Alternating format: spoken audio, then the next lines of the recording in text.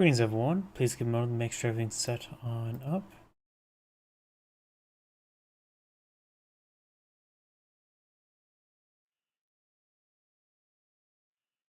Rumble is going on up. YouTube is going on up. Twitter is going up. Twitch is up. And looks like Kick is up. Looks like everything's up.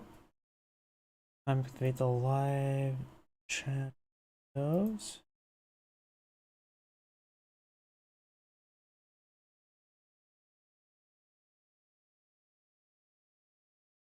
And looks like everything's good. Disable the preview over here to save some resources and give me a moment to check my other computer.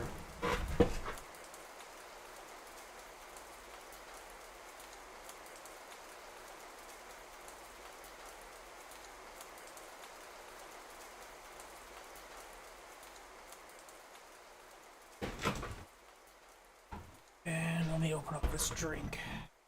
Bit of caffeine. This live stream may be a little bit shorter today. Did not get much sleep last night, so oops, not campaign.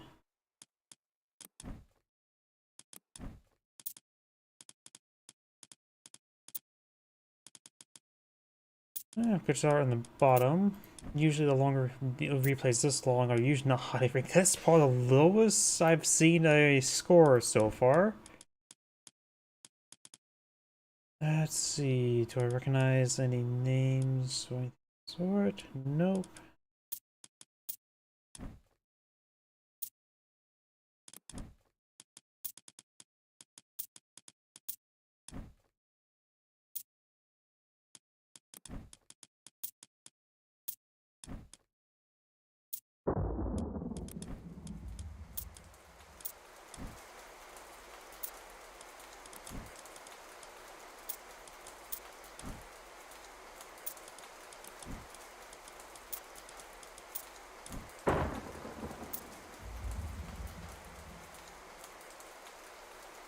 This one's taking its time to load up.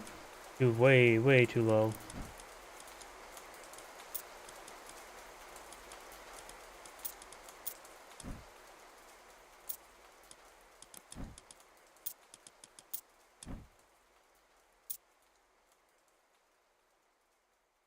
I could probably do this one here.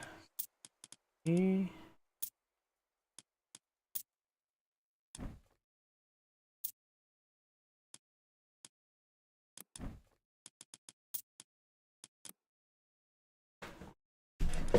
And let's go ahead and get started.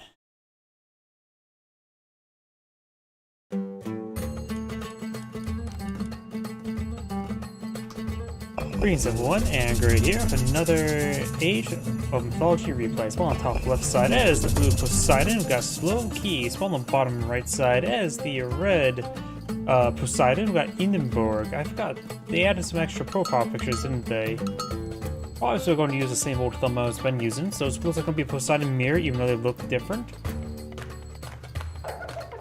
When it comes to relics on the map, we do have the Casket of Horus, so which does provide heroes plus 100 fire damage against myth units. Also adds a little bit of favor. Interesting. Don't remember that part being a part of the relic, but apparently has been added. Activates torches here, reduces the cost. Wait. There was a recent balance patch, wasn't there? Do all relics provide a little bit of trickle of favor now? That may be the case. I don't remember that beforehand. Of course, this one does reduce the cost of god powers and cooldowns. The Feather by Fang, yeah, this one's adding trickle as well. All human soldiers do additional bonus damage versus structures, and we do have researching plow, immigration, and flow control provides additional 5% gathering rates. So we've got scalable farming upgrades here as well. It looks like relics did receive a slight buff, so they're guaranteed at least provide a bit of trickle rate, because relics are a bit RNG, some are better than the others. But in this case now, they at least all provide a decent baseline. We do now have both players aging up to Hermes, which give access to Centaur, and there's Thesis there. Or Thesis. He's ready to write his thesis.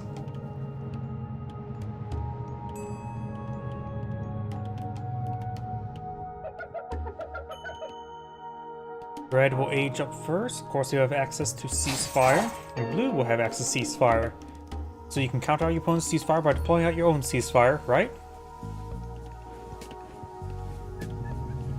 Red is obtaining this relic, so looks like the relic changes is making a bit of difference. It's making be a bit of a higher priority. Because right now, you can see here the single villager is providing 0.1, so it's effectively a 10th of a villager, which does add up. The Greeks, if I remember quickly, either soft caps are at 7 or 8 villagers when gathering up favor, so it does give them extra favor generation. Both players are now going for Hippus. I don't think it's any way to get Padromos in age 2 for either of these players. But with 2 Centaur now on the field, Blue is actually eyeing for a bit more Centaur and also going for Atlantia and medium cavalry, so Blue's eyeing for a bit higher quality force. Red is eyeing for just regular Hippus. Got Blue's Scout here as well for a bit of spotting. And now I do have the Winged Messenger, which does give free Pegasus, improve the Pegasus line of sight, and increase their speed, which is very, very nice. Makes it even more effective at scouting it. Atlantia is now sprinting her way forward, and we've got the Lord of Horses being established here. From Poseidon gives additional line of sight and a little bit of health for Gen there on these horses. That's about the double Centaur there, but Red is not being pursued there by Blue. Got a good number of Hippus there. Centaur firing away. The one Hippus is getting ripped apart. Thesis is not hitting the Centaur. Atlantia engages Red Centaur there. Hippus does get picked off there. Centaur just needs to keep on falling back. Red Centaur does go down. There's Red Scout in the region, remaining for a dispenser. It looks like Red's Hippus will be pursuing Atlantia now. Centaur's push forward, give a volley there. Blue's Thesis push way forward, and we've got a lot of Hippus there by Red.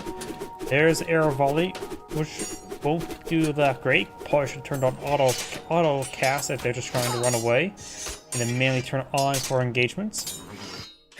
Blue's medium Hippus not push way forward. Red has also established his medium Hippus there. Atlantia has gone down. Thesis here taking some more damage. More Hippus push way forward. It looks like got Blue's Thesis has went down as well. Another Atlantia being pulled off by Blue. And Red is not eyeing for any additional Centaurs. A lot of idle villagers here. They got the free chickens there. They're glorious and delicious, like all food. Looks like Blue's gonna be eyeing for delicious giraffes. I wonder how much. I'm always curious how much what animals would taste like, but is giraffe neck meat a thing? Is that an alternative to, say, let's say, a leg or thigh? Giraffe neck meat?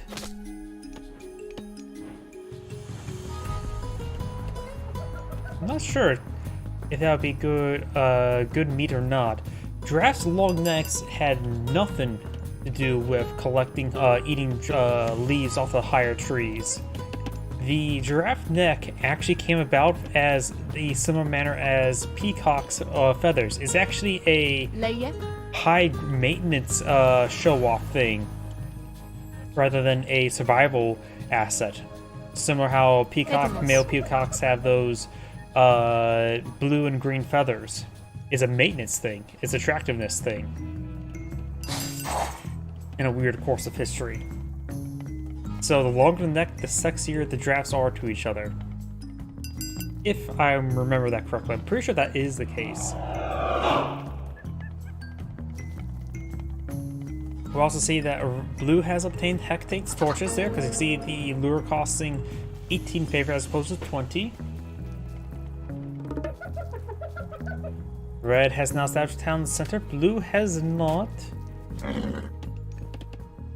Blue has a decent force here. We've got 36 military units versus 27 military units. And much higher quality as well. Blue is going to be falling behind on villagers.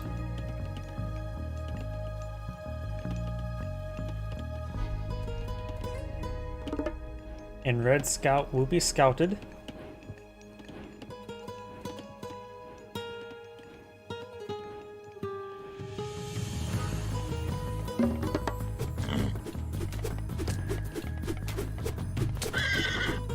Pegasus has been shot down. Oops, somebody picked up a relic. That maybe all the relics picked on up. And we do have, looks like, I think blue picked up the relic there. Let's see now, blue's obtained 3 relics, red has only obtained the 1. So he's going to have better farms in the late game, but still something you should generally avoid. Go for all the food on the field first. Personnel push 4, they're all slightly wounded. And Poseidon has, oh, I suppose the health regen over time is the only way Poseidon gets any sort of healing, because they do. Poseidon does not have access to Apollo, and Apollo provides healing temple. At least it's an upgrade. These villagers will be pursued by the Hippists. They're trying to get back in town center. They will be intercepted. It looks like all villagers escape on out of there. Atlantia may be pulled off the formation. She is slower than Hippists, and looks like Red just got the help for Jen. Or had it.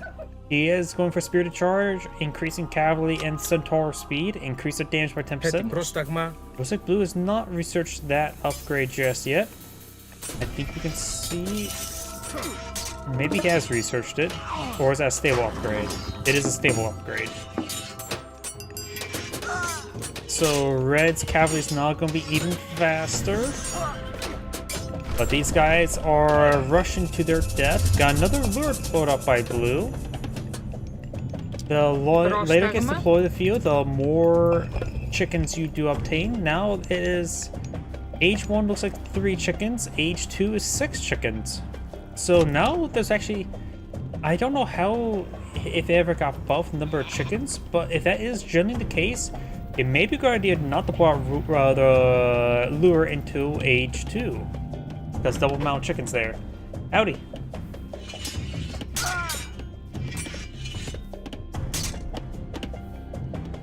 Hippists following him back, tried to ghost this house there, and cancels the house there. But right now this cavalry moving at 6.4 versus just 5.8 without Spirited Charge.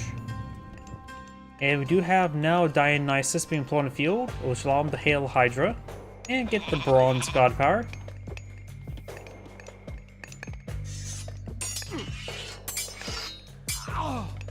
Πρόσεχε. Blue's not starting aging up, has enough gold, and we've got some economics there. Red is also not starting aging up, has plenty of gold as well. Just needs more food. Both players need more delicious food. Of course, Blue could go for Nemean Lions and an Aphrodite, rather than going for Dionysus and Hydra. Let's see now. Let's take a quick look at the gods. Let's see. Dionysus does give access to Thakian horses, give you lifesteal on your horses, which is actually very good for horses, particularly the Poseidon Special Cavalry, which has AoE damage, and if that does properly apply, that means he would get AoE healing. Let's see. Chthonic, that gets health regen, and increase all units' hit points by 5%, which is always quite nice. Aphrodite, of course, does provide the Argonauts, which is... Oh! I thought the Argos was always available for Poseidon. Guess now it's a hero you have to research? Never knew that. Or you have to go for Aphrodite to get it. Wait, does that mean Hades also can get access to the Argos? Because in Gold Edition, the Argos was just simply a hero that Poseidon can build, but now maybe it's an Aphrodite hero. Divine Blood, of course, give your villagers move faster, build faster, carry more, which is always quite nice for carrying capacity. It does improve gold, but it does improve wood, which is the critical part there, and increasing food collection rate as well is always quite nice. More favor, and of course got the Nemean Lion upgrade. Nemean Lion's quite nice. Both Curse and Bronze are very powerful. And looks like both players are heading for Dionysus to get the carnivorous horses. Wait, what? Little Kronos. Wait, what the fuck?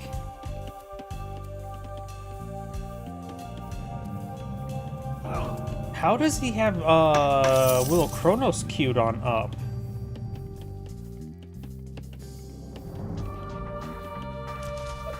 Is it? You require, it's an upgrade for your Cyclopes. He cancels it. Did he click on an invisible button to get access to that upgrade? What just happened there? Sorry, I'm just wondering, like, that... Oh, there's Blue's Hydra there. How did that get there? How did Blue's Hydra get way over here? What? They just aged up, right? Oh, Blue's Hydra was really aggressive there, but there must be some sort of bug there where he accidentally probably hit a hotkey to bring up the research, to click on the research for the Elder Cyclops. Probably a hotkey issue? If that's the case, say if you can replicate that over here, say in a stable upgrade or a barracks upgrade, that could be a nasty bug.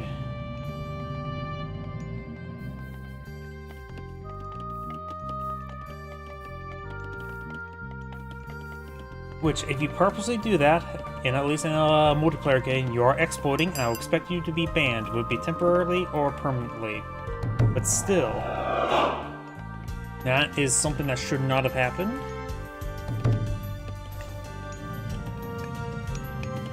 And I'm a little bit more of the side of the ban hammer when it comes to someone using exploit and purposely using exploit.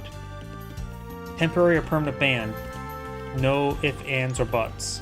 Έτοιμος. Not if everybody's doing it, still no. Πρόσταγμα. We do now have the tax collections there. There's an upgrade you probably should try to avoid. After all, it costs 400. It will give you a better market buy and sell rates and all that sort. But using the market is something you should generally try to avoid. But it came quite nice in late game economies when you're trying to sell food from farms. But at this point in time, it's probably a bad idea to actually go for it. We do have now a triple villager queue for blue. Red only has 2. 170 versus 165 max population. Both of them pretty close to max. And going for our various line of upgrades.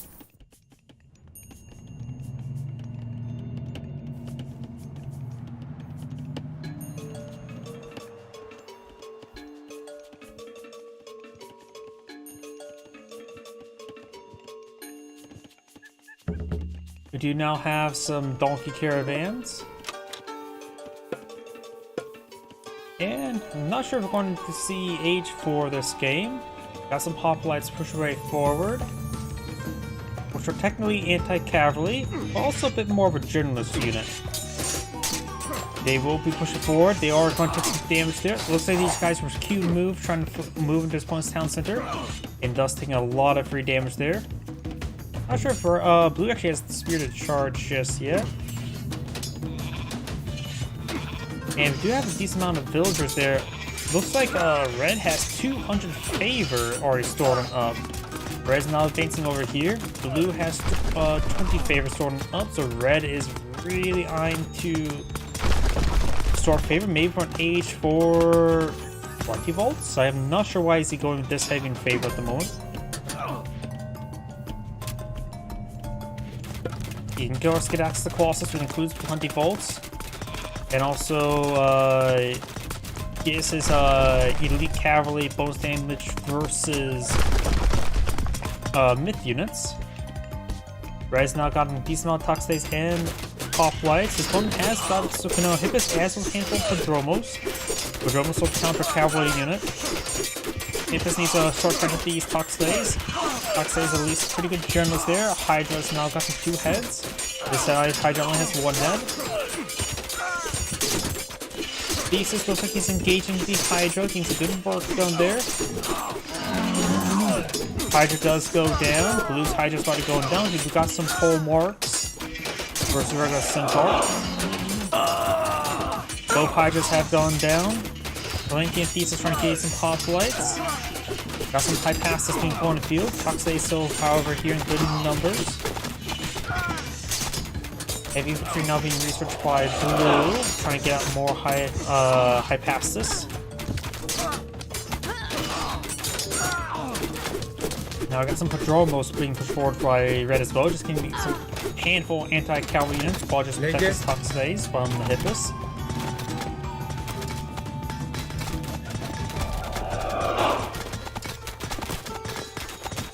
Blue's also established some bunch of caravans, loading up some of them, having trouble with this production at the moment.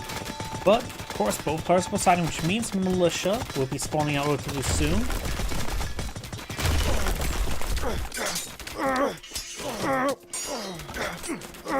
Doing all the Tharkian horses for red. Blue has gotten Spirit Charge, has gotten Tharkian horses.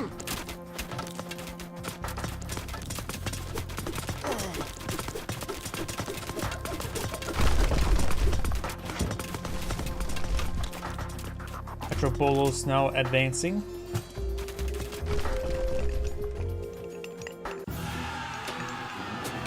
And we've got these forces now heading to the Blue's town side here. It's not fortified, nor does it have gotten masonry, nor whatever it's called, court architects. If it's trying to pursue those talk stakes, he does bring the hoplites engage the Hippus now. Got some siege weapons advancing. Blue has established a ceasefire. Blue can pull out bronze. You know, I'm so surprised neither player went for bronze in this big fight there. Though Blue's now popped his ceasefire, Red can counter his opponent's bronze with his own ceasefire, allowing his bronze to reign supreme. So Red may just deploy bronze at the end of the ceasefire. Yeah, Red probably should deploy his ceasefire at the end of the ceasefire. Bronze at the end of the ceasefire. Those are trying to repair this up, trying to build another fortress here.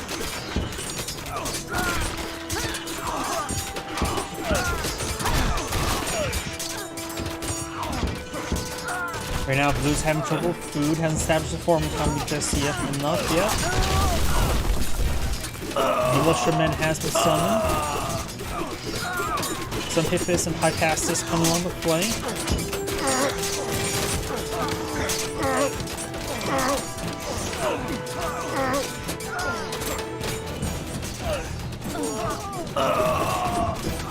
Rolling oil being thrown out the windows.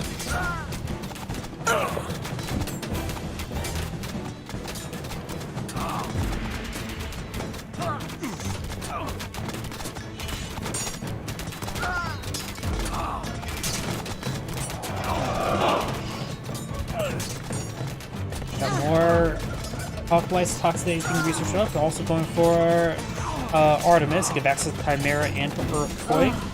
There's shining an eye for army, as with some bronze shields.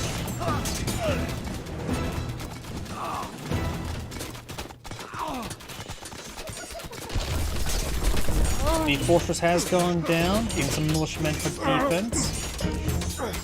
Blue reinforcements could actually probably be rallied right there to accept his opponent's reinforcements.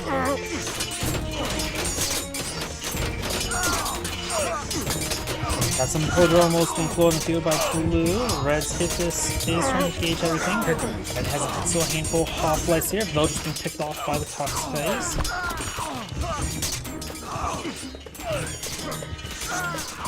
And Red trying to bring in more prodromos, hoplites, and Cox phase. Going for some Petrobolos as well.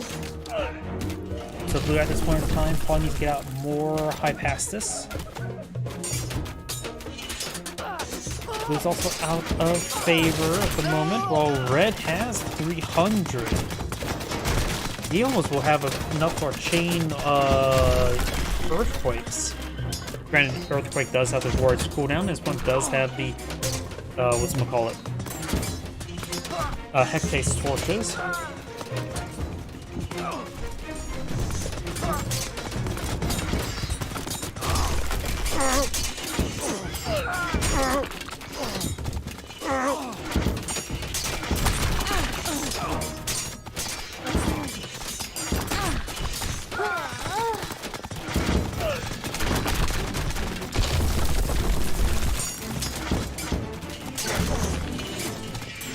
Blue's militia slowing down his opponent a little bit. Red does have fortified town centers. And Blue's trying to mass up an army there. And Red is aging on up. By the time the Earthquake gets done, he will, and cooldown, he probably will have enough favor for another Earthquake. Has a very good supply of hoplites queued on up. At least 30. And Red's going to push forward these villagers, trying to obtain this town center. Very nice.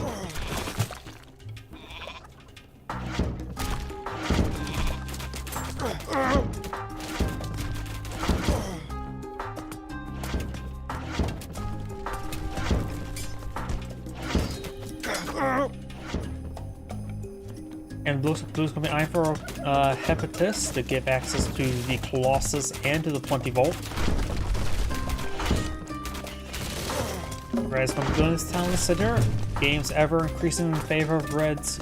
Well, games going increasingly in favor of Reds. And this town center will, of course, give them a good amount of extra population. A good round of hoplite reinforcements there. And now Blue's also already, or Red's already finished his age up while at it. Queued up a whole bunch of research. Has a massive stockpile of research. So we're going to see a whole lot of research actually going. He gets everything started except for the elite or the champion ranged soldiers and the champion cavalry. He's also queuing up the flood controls. Could take out some donkey caravans. Has access. Red has established a ceasefire. So Red ceasefire there. Maybe trying to scout out for a good earthquake location. Striking his opponent's housing is actually a good target for earthquake since it will deny future deployment of units. And for our castle division, we see that Blue doesn't also have a massive stockpile of wood or gold. So denying these gold deposits here and here has actually been quite critical. He has obtained this gold deposit right there. Ceasefire has subsided, and Red has a much larger army. Blue pops his bronze. Red should pop his bronze. Both players pop their bronze. I'm sort of surprised bronze had not been popped earlier. Multiple fortresses going on up. I think as well, also when it comes to taking out the housing for Poseidon, he was also being overpopulation supplied, not only by just losing the population, but also by the militia.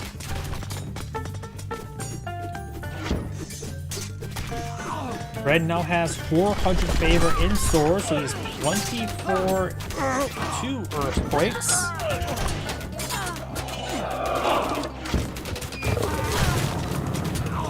Donkey caravan slowly going down.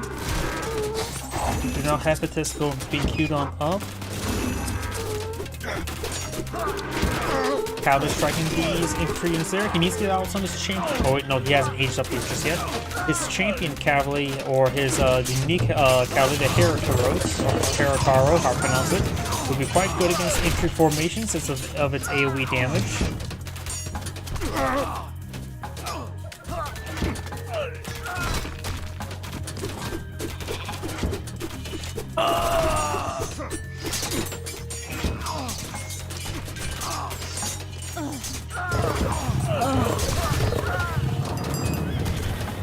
Having a bit of spread formation. Chimera is still breathing fire. This upgrade again right here. Advanced fortifications. I just don't remember that research from Gold Edition. Then now Prometheus has been fought up by him, fielded by Red. Blue's backing on off now. More hoplite should be streamed on in. Red Blue's having trouble remaxing. His age up is complete. He needs a plenty vault in the field. He has some resources stockpiled on up. Almost enough favor for a second plenty vault as well, which is quite good. He also has Hectate soldiers, Forge of Olympian. Reducing the cost of his blacksmith upgrades, very useful.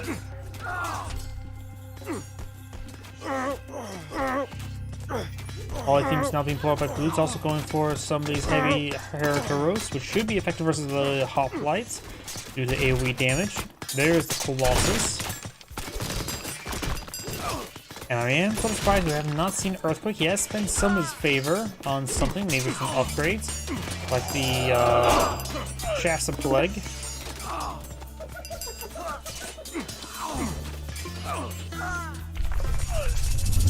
Earthquake has been summoned, softening up some of the structures there. Also will flood his opponent with militia. Takes out some housing there. Red is on a general move order back.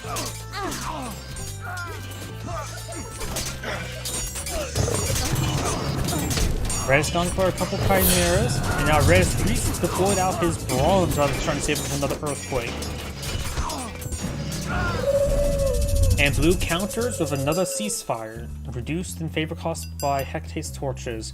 This will nullify nearly all of the bronze.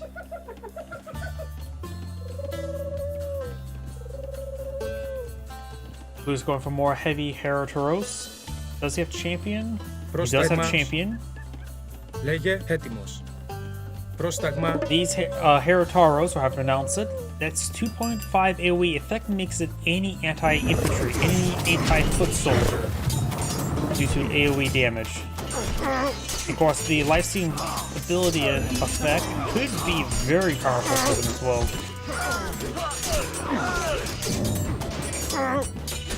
Heliopolis now pushing forward as well, providing some siege damage.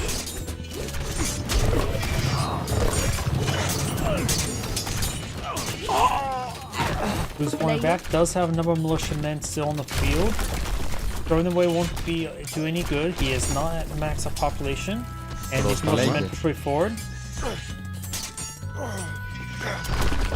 These guys are really stacked up. This may be a good time for Herataros to actually push forward and get their AoE damage going. Both sides have a lot of Herataros, so the militiamen won't last too long, but they do have a bit of bonus multiplier versus cavalry. They are providing a champion upgrade as well.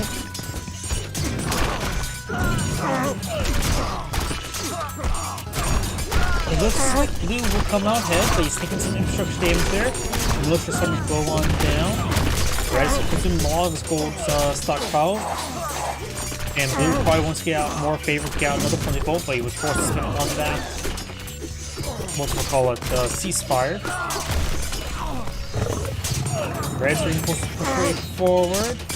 Some donkey caravans being summoned with 35 gold. Not too great.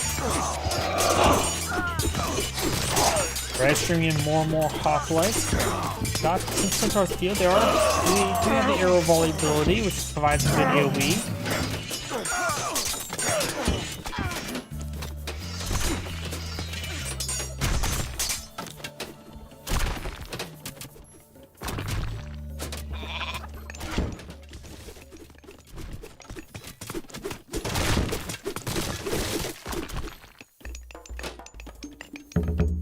Έτοιμος. Herataros push forward. Maybe we'll see a demonstration of AoE damage. And combine with lifesteal, but as long as there's a lot of hoplites there, so they quickly took them out. But got a fair amount of damage on a number of them. Those 3 Herataros got about 75 or 25% damage on a good chunk of them.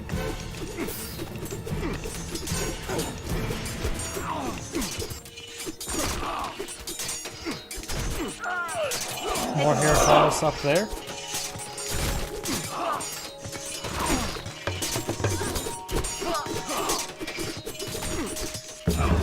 Centaur firing away still. Got some idle cavalry up here. Red's hoplites still pushing way forward, so maybe some Hypastus wouldn't be half bad. But he is going for some heavy Hypastus. Oh, they are champion, not heavy. So his Blue's holding on, but he's still severely behind max population. He has enough wood there to build more housing.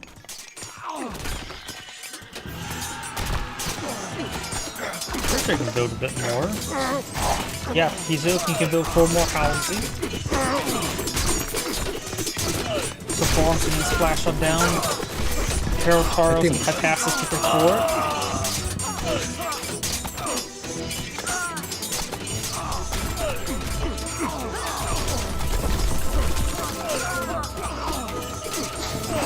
Blue looks like we'll hold on. The Herataros are very effective with those foot soldiers, as I mentioned earlier. Got all these defensive towers engaging. Red is not going for forward production. Blue's trying to get out some more housing there. Militiamen swarms the Heliopoli. Πρόσταγμα. And Polydemus does go ahead and knock them around a little bit.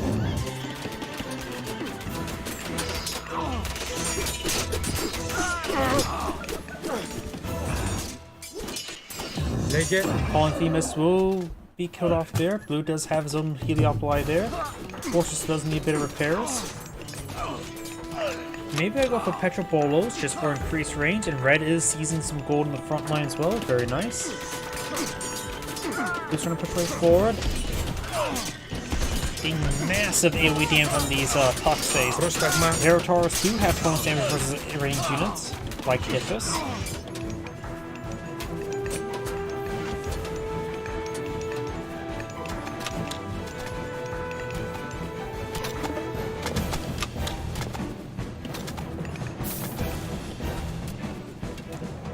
Blue's now pushing along the flank with a decent amount of forces here. Even has a medium Peltas.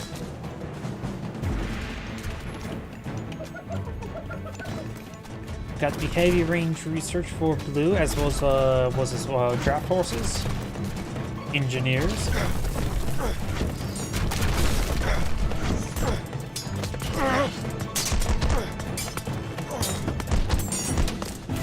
Red's army will push on forward. It will definitely take out these Heliopoli and the rest of this army.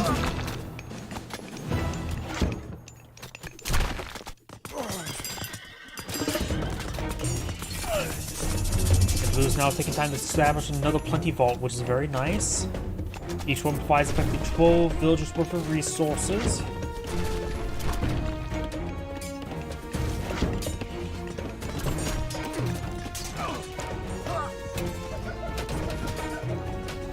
Good number of donkey caravans as well. Providing 35 gold, not a too particularly massive amount.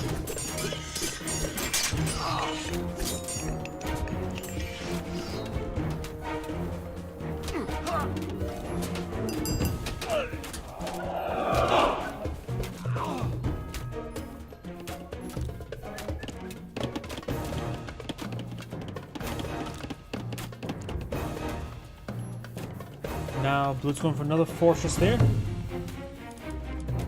Does have, of course, iron weapons, so does, of course, increase their damage a little bit, and has gotten the advanced fortification, increases their damage by 30%, and reduces their hack armor, increases their hack armor by 10%. And looks like they're pretty much fully upgraded at the moment.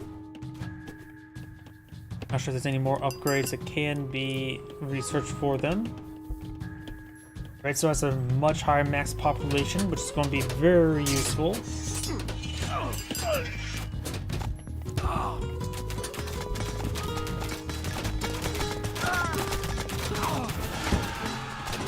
not trying to take out this fortress. This fortress could be repaired by a villager or two. Herotauros is moving forward. Got another bronze gold by red. He's going to have to eat it. Polyphemus knocks around some Herotauros.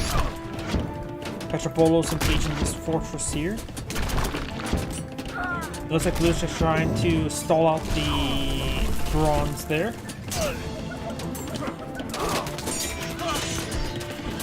It's going to be caught on a choke point, which will be good for Herotauros for the AoE damage. Polyphemus is knocking them around. And some of the Red's villagers will be going on down.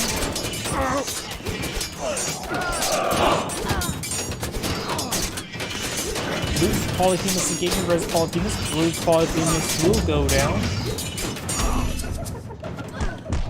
And Red's now going for more Hoplites and Prodromos. Blue's just going for mass Herotauros. Λέγε. Which does have plus 100 firepower against myth units. And these guys are very stacked up. I can see Herotauros being very effective here. Polyphemus does knock around some units. And it looks like Blue's pursuing Red's force there.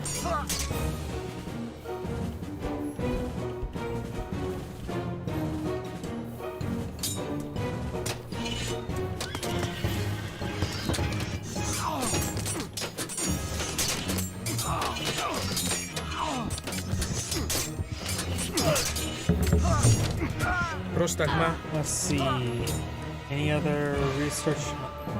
Olympian weapons. Of course, I guess also gets a plus 2% damage in all damage, so that's quite powerful. So right now they're at 16.4.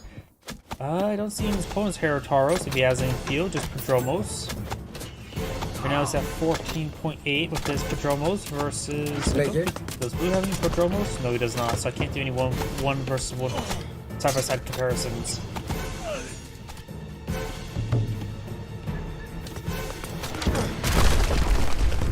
Looks like Blue's going for Hypasis and Parataros.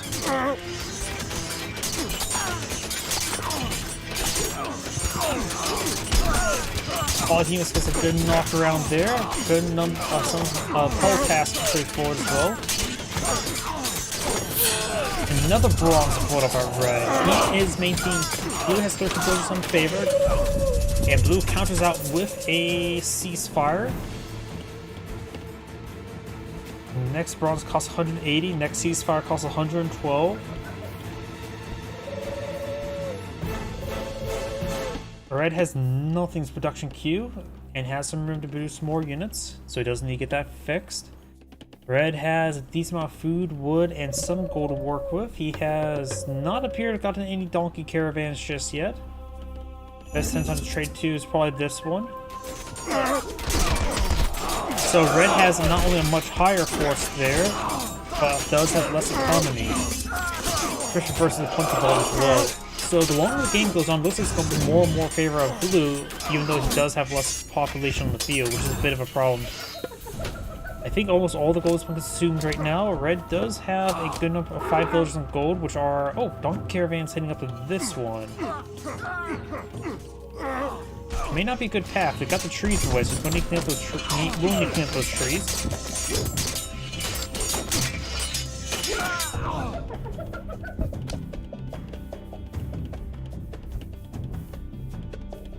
Red's mainly queued up 9 more donkey caravans, so it'll take a bit of time to get them on the field. Blue has also a staggering amount of food. He should probably just sell off 5,000 food for gold. And we've got these militiamen to board. Red's fortress does not have boiling oil.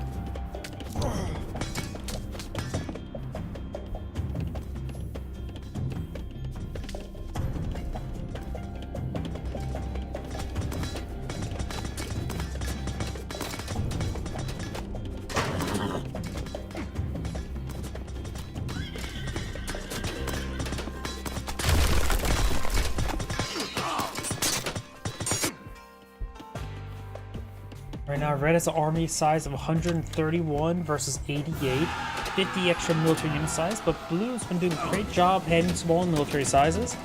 Got more forces here on defense.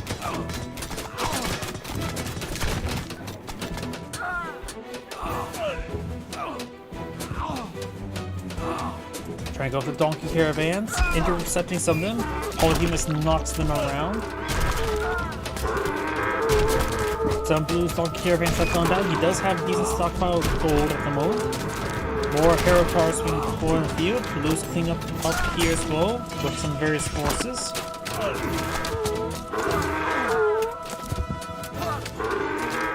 More of these fortresses being summoned. Hoplites slowly being whittled on down.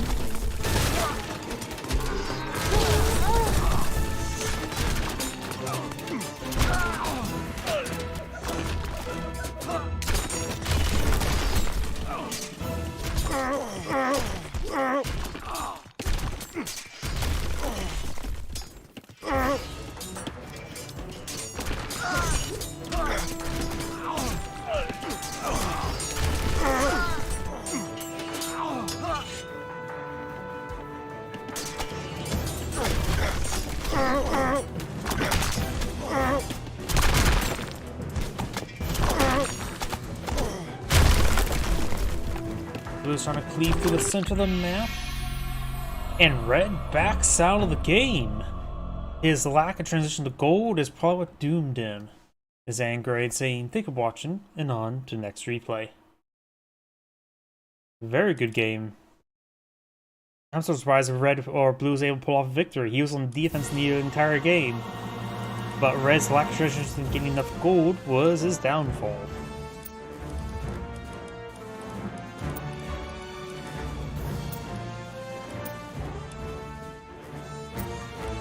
Keep an eye on that one. Fox in the shell.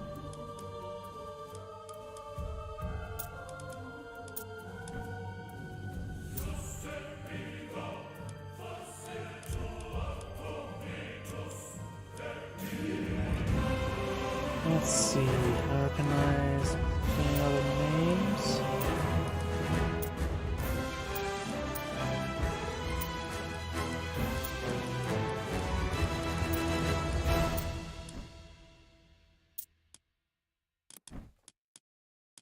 Yep, let's just do this one.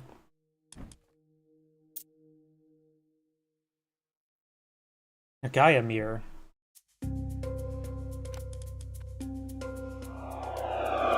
Greetings everyone, and great here with another Age of Mythology replay. So on the left side is the Cyan Gaia. We got Fox in the Shell. So on the right side is the red Gaia. We got Squanto. And we got the much more better old Gaia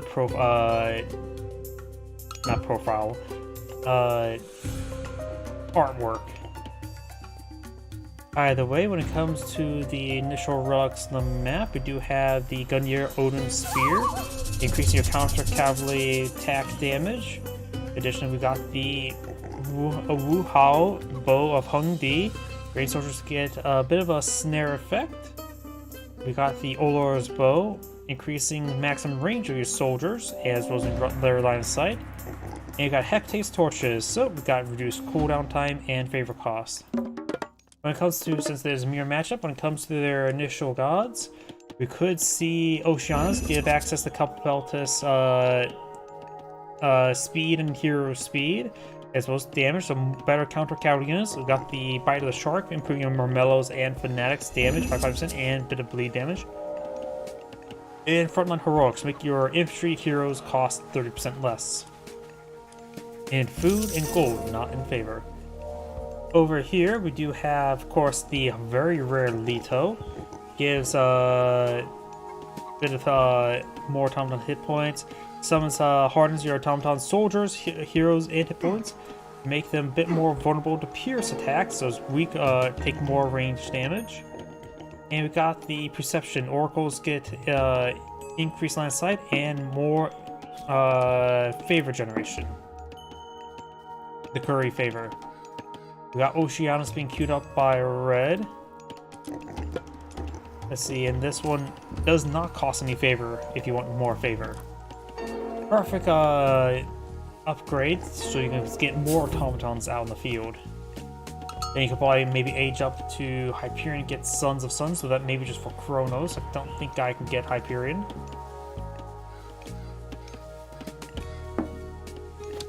Blues obtain a couple relics there. In fact, red has gone for a far faster age up than blue. Or cyan. Cyan has not even started her age up.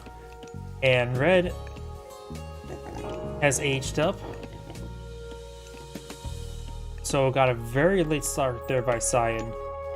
But don't see red going for any military units just yet. Going for military barracks now as well as a counter barracks. Let's see if she actually goes for the aggression. Going for Turmas.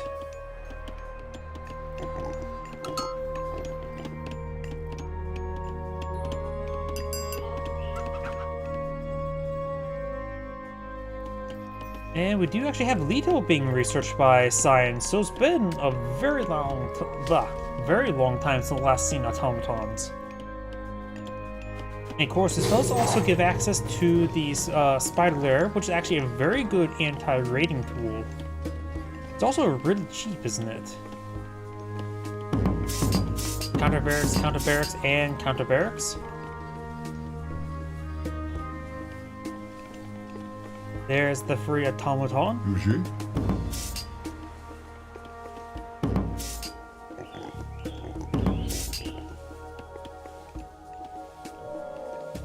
Herr Joes. Oracle may get stabbed here as a heroic oracle.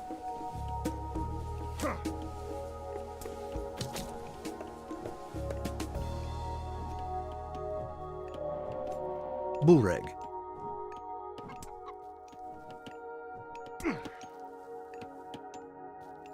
Yuji. Huh. Skopos.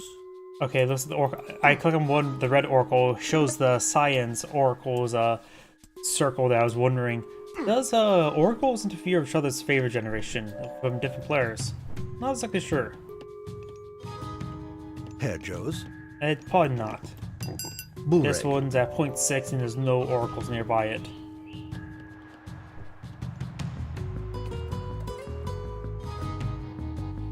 Burek. Both players deploy out a good number of Termos in the field. Termos, of course, anti-range units, so Termos would be a good counter to your opponent's Termos. Additionally, the opponent could just simply counter the Termos with their own Termos. In response, your opponent can also counter out the Termos with their own Termos. Yuji. And continue on. Oracle taking some damage there.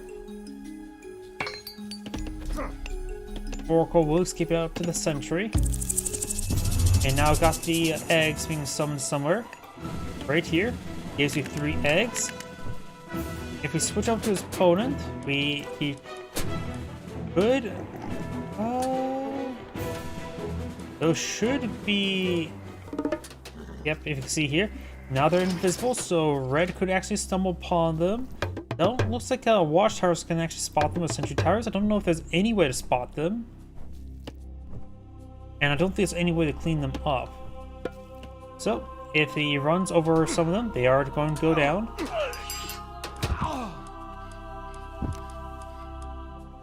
Nice thing about this well, I do like how they update in Retold. Now it has a little bit of a layer there. Rather than just being a splotch on the ground, there's actually a bit of a hole. It's like a wolf spider. Volcanic Forge makes your units take a less range damage. Very nice. Can you get like some nearly bulletproof what's it called? Destroyers? Like they can, well, if you go for Atlas, you can improve their pierce armor even further, right? I wonder how high you can get their pierce armor up to.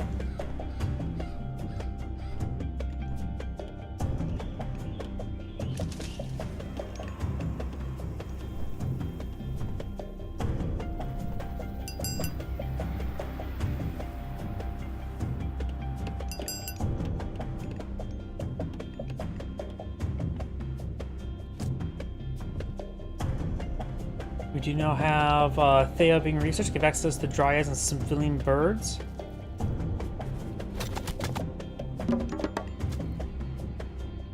We do have here a channels increasing, giving you creep movement. Villagers or citizens are starting to go down here. Great terminal harassment there. There's a lot of terminals there. And pretty sure the egg traps cannot eat citizens or villagers, only military units. And the next round of spider layers is free, so I'm not sure. They're pretty cheap if I remember correctly, the spider layers. That's actually a nice thing as well. You don't have to go for automatons. You can just spam out spider layers everywhere and just have landmines everywhere, which cannot be swept. Because there's no minesweeper in this game, and they're not made of metal.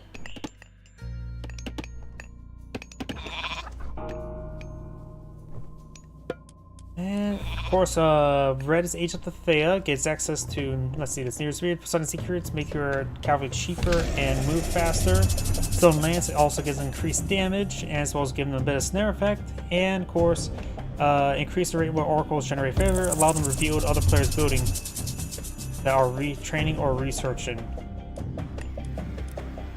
Which is quite a bit of... There's a lot of things you can get to improve their favor generation. Thea, Hyperion to make them heroes, and of course, you got the Letos upgrade as well.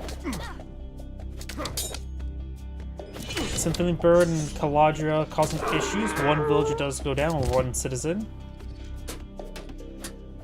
Science now falling back here.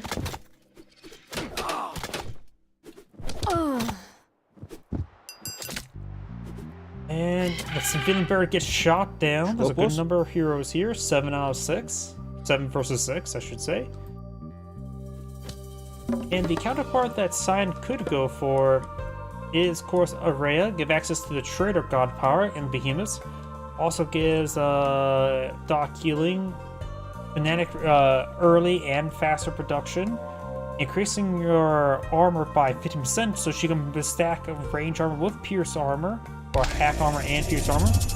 And Rhea's gift removes all the favorite costs for mythological improvements.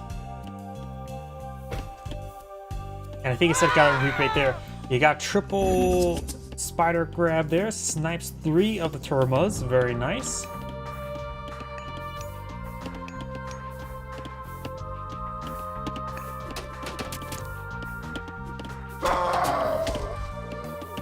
Cyan could just go for an armor build by going for the Orichalcum Mail, and I think that could be quite fun.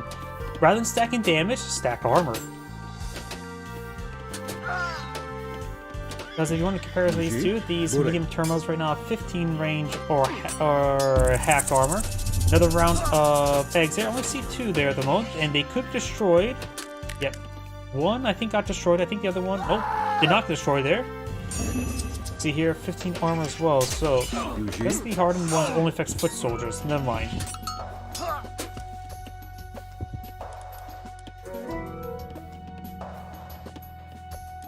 Oh wait, you can see they're minus plus 15%. Oh, got more of the eggs being grabbed there. Sorry I'm missing those. Huh. Skopos?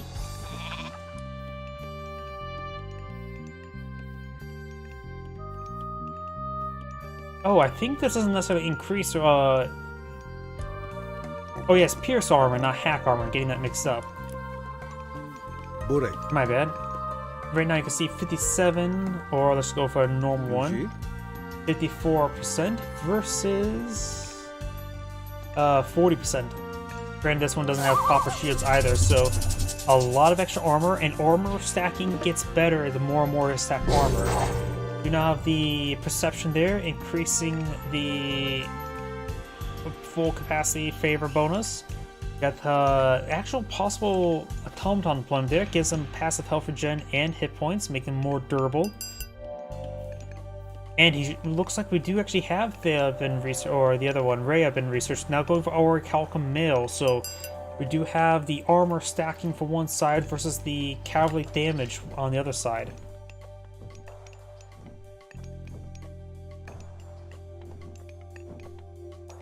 And do have 5 automatons being employed in the field. Going for Rhea's gift. And does give you a rebate on all your favor as well. Which is very nice, honestly.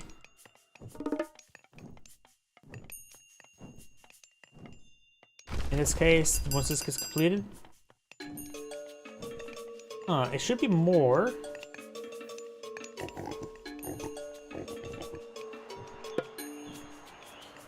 Though then again, maybe this does not reduce the favor covered because of it was queued up at a specific time. But then again, it could be also just a UI bug, where if I were to click on the over here, it may show something different. Yes, it does. So she will get 60 favor upon researching that. This up here just doesn't get updated properly. And 60 favor is quite significant. It does enough for 10 more automatons. It does also have a behemoth there for siege. Very nice. We're also seeing some of the counter cavalry units there. Very nice. Automatons do have just 13 damage with a decent amount of health here. They're just a durable unit, and they're designed to just be durable. Not necessarily high damage, just a good front line that can rebuild themselves. Almost going to be a little outnumbered there, but do have good number the couple cultists, the counter cavalry unit there.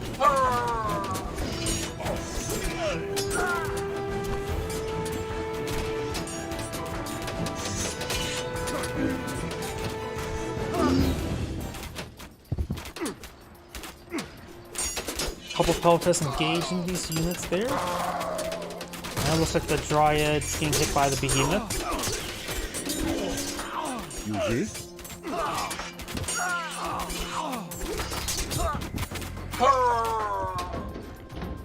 Automaton does go down there.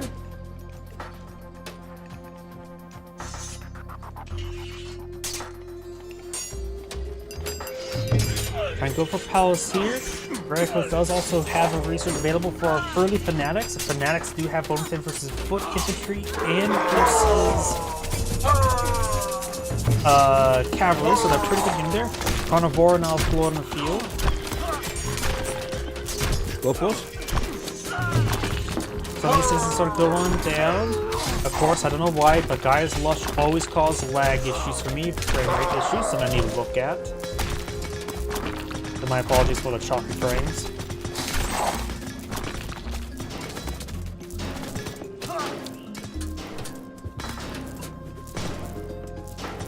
And looks like the carnivore will be cleaned up by the automatons. More automatons to build a queue, and now going for the Horns of Consecration, which gives access to fanatics. And right now, Gaia does have access to heavy fanatics as well. And looks like some of these automatons will be recovered. Huh. Some of these ones are also getting a bit of health regen being on top of Lush. What if that sort of bugs it out where they just don't go down? Maybe their carcass nearly permanent. Something that probably needs to be investigated because that carcass was getting health regen and not degrading.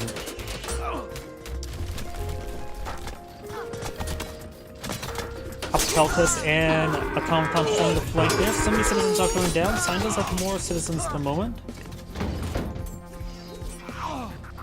UG. And the automatons are being recovered. Automatons are an excellent defensive unit, since if you win the fight, you can get to reclaim them at no cost. But if you lose, you're probably going to lose the game either way if you're losing a defensive fight. You now have some fanatics being queued on up.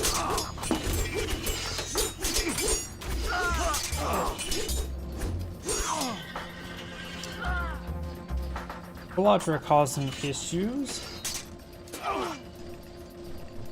Massive number of heroic containers being put on field to counter out the automatons. Fanatics will be a good supplementary unit. They also produce pretty quickly there, since it also does reduces their training time.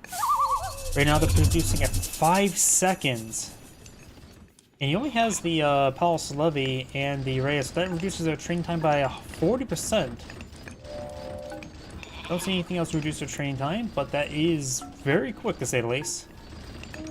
Whereas the Argus Archer over here is... Oh, let's just do a Contineris. 17. Skopos. UG. So Fanatics will probably be a good supplementary force. They also offer 11 damage, and of course times 2 damage versus the cavalry.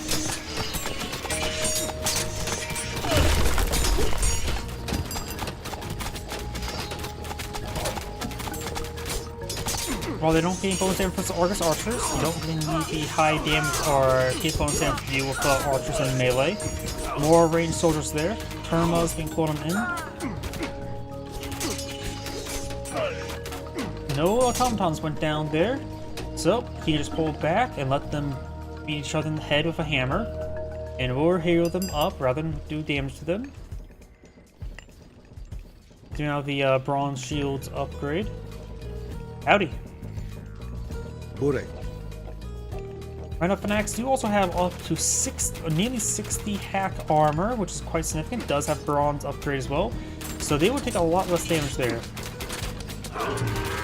Doing good, user and or ma'am. We do now have another carnivore being summoned there. More Fanatics. No additional automatons to deal just yet. Nice about automatons, they can be recovered. Only a couple turns the back line there. Some of the automatons going down. Arcs are just being overran by the various forces.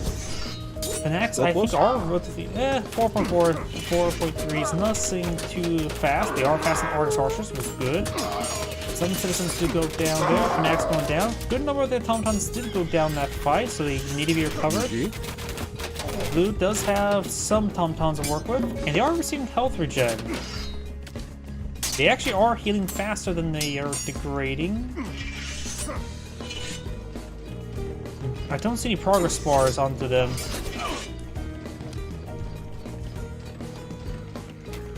As I know, in of course, the Gold Edition, you can see progress bars when they degrade. But I don't see them in Retold. But the health regen does make it so does help out for bit of repairs. The air splitting on up. More automatons being queued on up now. Good number of Argus archers there. So more. Looks like he found some spider traps there. Yeah, the spider traps. The next one costs 8 or 9. He must have Hectate's torches. And he still has extra trader. Maybe stealing a Caladria could be quite nice, but he's finding his good number of Argus archers, so perhaps not. Maybe try to steal whatever age up. Looks like maybe going for stealing Argus. Various creatures coming over here as well. Burek. These guys only have 41 range armor, which nothing too significant. Burek. The Tomtoms have 64. Skopos. Turmos there's a mass Argus archer force here, so Turmos will be a very good option in general, though someone getting distracted by the Caladrias. Sign maybe going a bit too aggressive, it's hard to say. Getting distracted by an Oracle.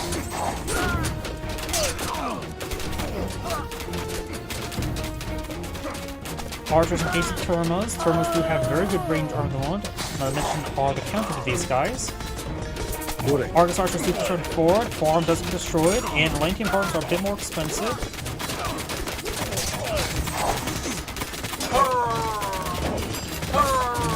It looks like Sign's going to just try to go straight for the counter. I can't say that's a good choice, but he is going for destroyers now. Atlas now being floored in the field. I believe it does give him access to a Pierce armor upgrade for his destroyers. Yuji. So Sign's backing off. It looks like Sign's also going for Atlas as well.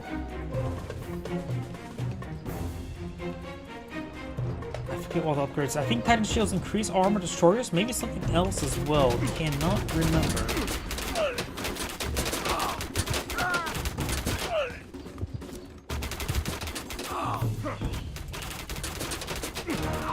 I am darn curious how much range armor he's able to get on these units.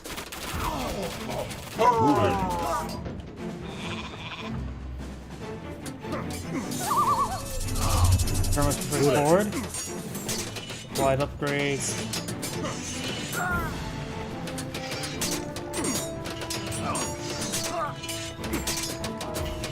Red's destroyers right now has 76 range armor, and they also only medium. Can go for the increases destroyers or pierce armor by 50%.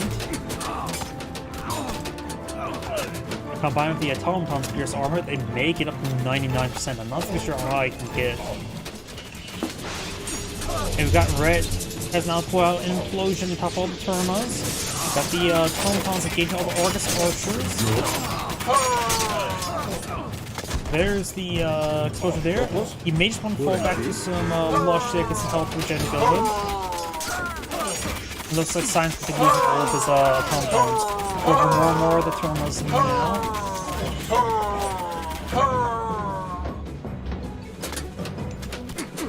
Got a decent amount of health regen going.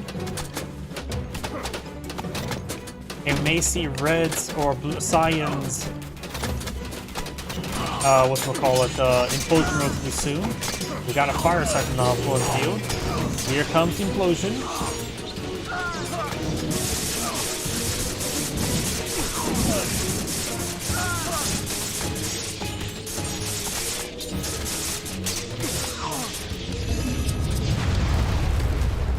Oh!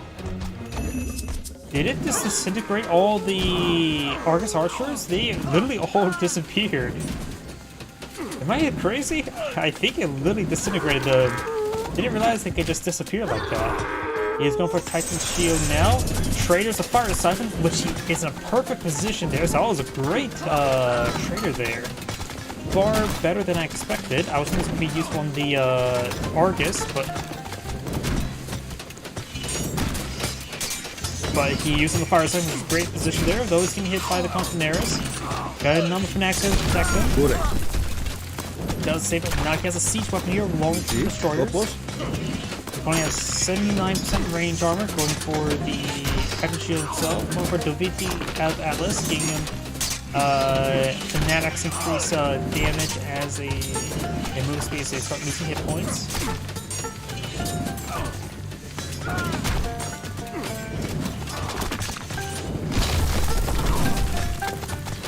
Let's see how high these Destroyers' Pierce Armor gets when they also have the Automaton upgrade.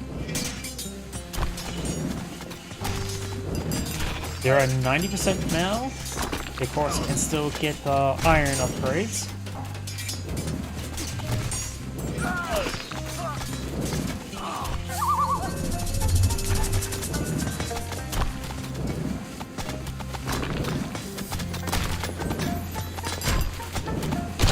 There's the Orcus I thought he was going to use Trader on.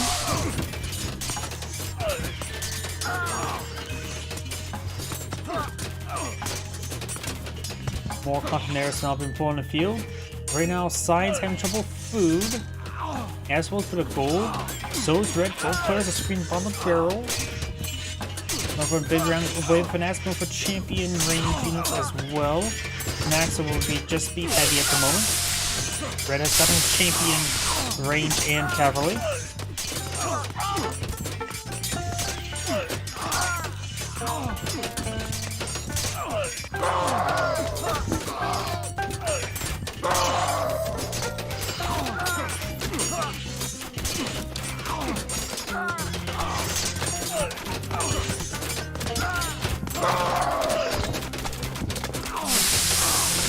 Argus still melting away.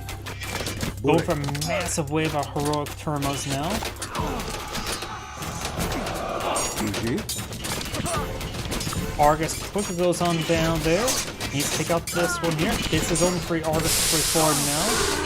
And these Termos should be a good counter to the Argus. And right now, these Arcus are doing 8.3 damage over times 25% increased multiplier there, so effectively doing 10 against the Destroyers. But with a 90% range assist, in theory, they should be doing 1 damage to Destroyers. Yeah, at this point in time, Destroyers may be a good counter to the Argus Archers, just by sheer durability. They do have a bit of melee armor to work with, help deal against the Containers.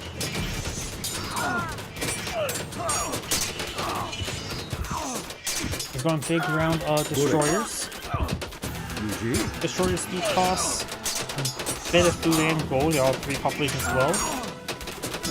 Champion infantry now being used as well. But look how much use this guy is taking.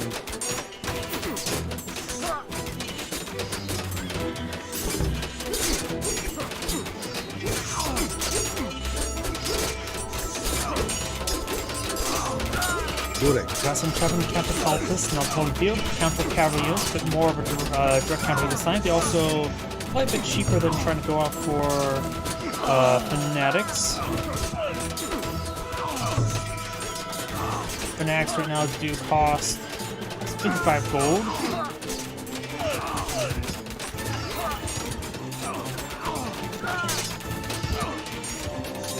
More Destroyers, more Fanatics, and of course more Termos. Destroyers do also have 2% attack armor, which is quite significant. They do attack relatively slow. And of course they have good against structures. Traders that fire with Siphon again, very nice. Red's Destroyers in comparison have 59 range armor, it's close to 90. Oh, it does have the iron upgrades. No, it does have the iron shields.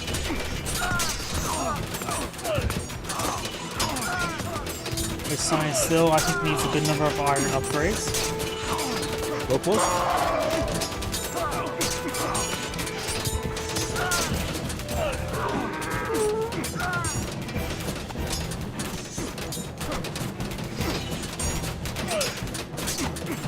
Another round of Fanatics way forward.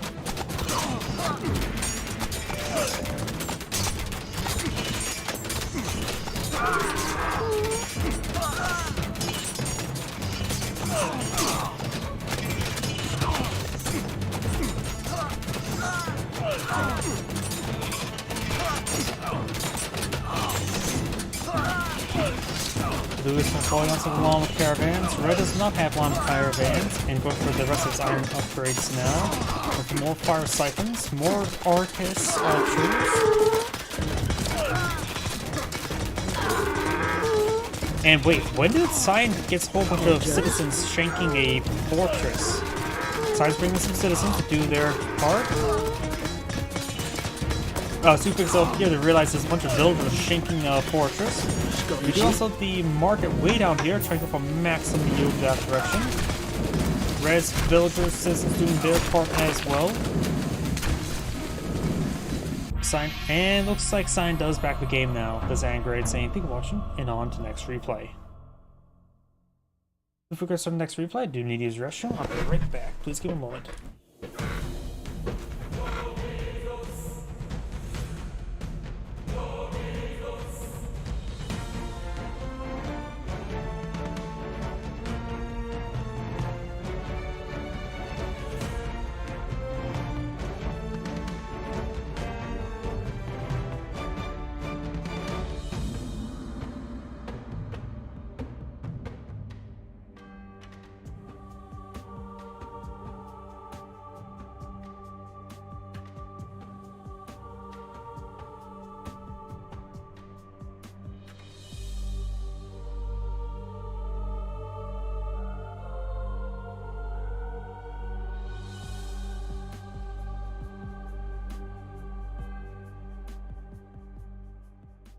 My apologies, I am back.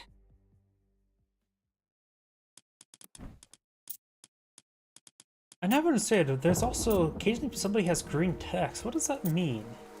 I've seen some with purple text, some with green text. Let's see now. Not that one.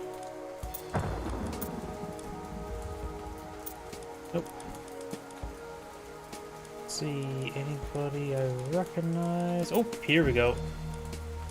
Here's how rank his opponent is. Reasonable enough, so that one.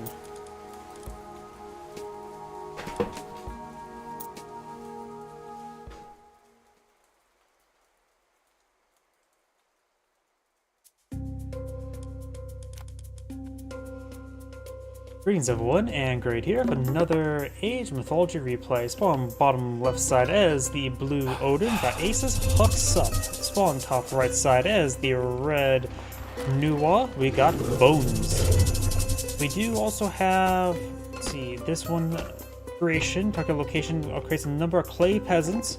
I've seen this build being useful in tower rushes. Not sure if that got nerfed. It was something that probably should have been nerfed, honestly. But it does have temporary clay peasants in the field. How many does it spawn? Does it scale per age? Spawn more peasants in later ages, so I'm guessing there's 2. Not sure where though. Is it right here? Either way, the red has gone for fishing boat. Not sure where the clay peasants are. They all look like normal people to me. Nope, there they are. There's the clay peasants. May want to make sure they mainly drop off the wood before they decay. A little bit of lost wood there, maybe at most 15 wood. By the way, this is a hybrid map, so we could see some naval combat. I have no idea how the Chinese Navy works. Probably exactly the same as all the other nations, since they are a little bit more just equal. You have the transport ship, the hammer ship, the siege ship, and the arrow ship, and the fishing ship. And new one's bonuses here, it does reduce peasant costs and increase their hit points over time. Of course, got some of these housing being summoned on the field. And looks like red is aging up to, let me go ahead and just slow down a little bit there. Aging up to Zwan Nu, don't know how to pronounce it. Get back to Quillen. The Quillen is a myth unit, heals nearby units, good against human soldiers and other myth units. If I remember correctly, breathes fire on teammates to heal them. Blue's now aging up to Heimdall to give access to Nahari, and course to the Undermine ability. And over here we do have the advanced ability. Group of friendly units make them invisible a short amount of time. And since the late age up by blue, red will have free reign over the sea. Fishing boats need to start garrisons inside the dock. 18 range, but the sea ship does outrange the dock defensive arrows. There's Quillen. Of course, we don't see any age 2 myth units for blue. China does get age 3 myth units. And there's Quillen. Does do 12 damage. We got a slow attack speed, so it's not really anti-villager. Pretty low damage. Fishing boats getting hit by the barge there. Got a hammer ship here. Or mallet ship in this case.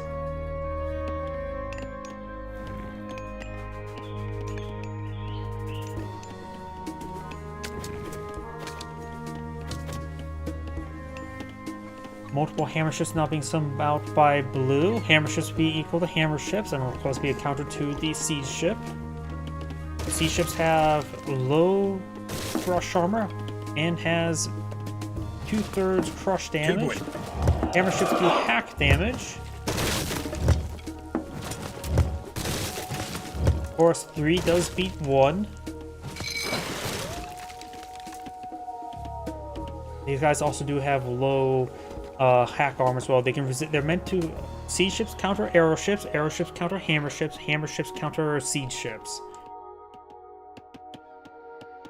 You can see here, siege ships do have a bit of crush armor and hack armor, low in range armor. So inherently ranged arrow ships will do bonus damage to them. Or their damage gets negated less, I should say. Now I've got some arrow ships here. You can see here 50, 35, so they're weak to crush damage from siege ships.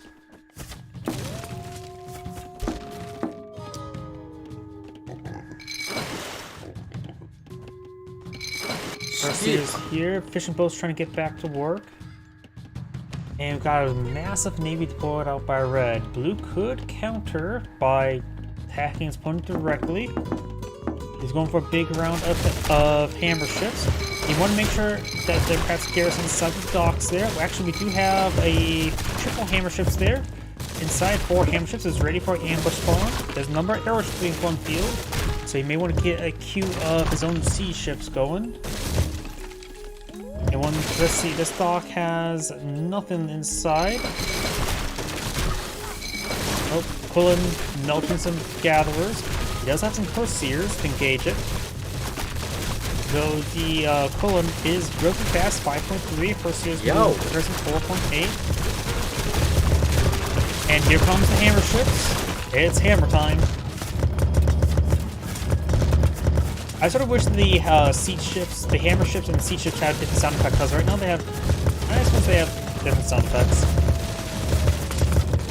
Hammer ships seem a little bit obnoxious with their sound effects. I don't know how to describe it.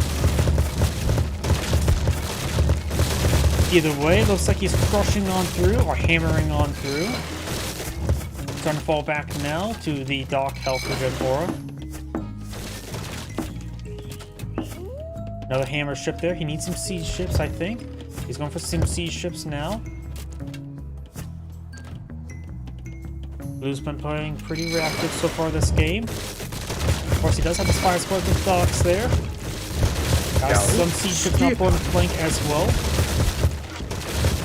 Airships do have 50% hack armor, but hammer ships still do decent damage towards them. They're more of a soft counter than hard counter for the airships.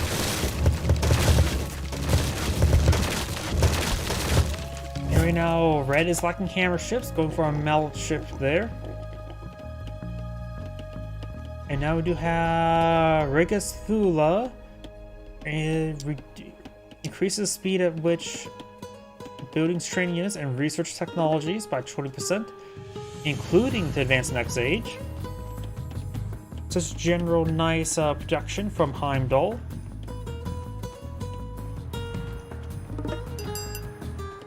We still have Undermine ability, which can instantly kill the walls and towers and other buildings take damage, which could be useful help in engaging these various ships. I wonder, it says reduce peasant costs. Does it reduce the cost of fishing boats? No, it does not. Probably a good idea it doesn't. Got some hammer ships there. Got some arrow ships being put up by the Norse.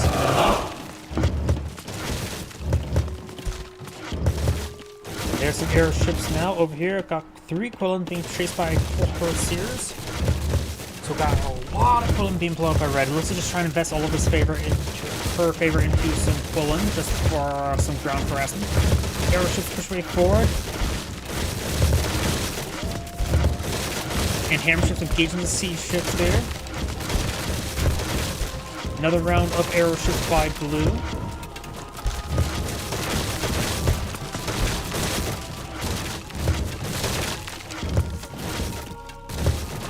Overall, it says Red has more units in the field. I am not sure who's winning. Red's fishing line has not been harassed too much, but there's not too many fishing boats in general. Blue has more fishing boats on the field. I'm pretty sure the civilian count does not include fishing boats. 33 out of 100. So yeah, that alone. Wait.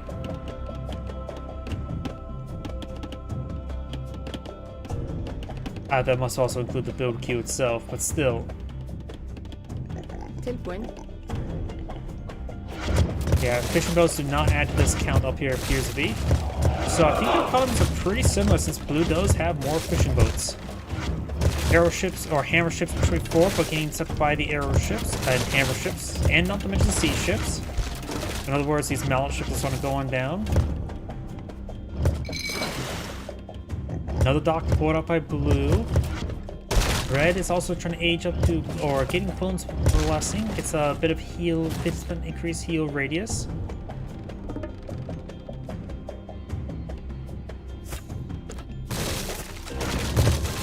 Now blue's launching his counter attack there. Red has no ships on the field. In fact, red's actually low in gold. I think, wait, I think red has a large number of idle villagers.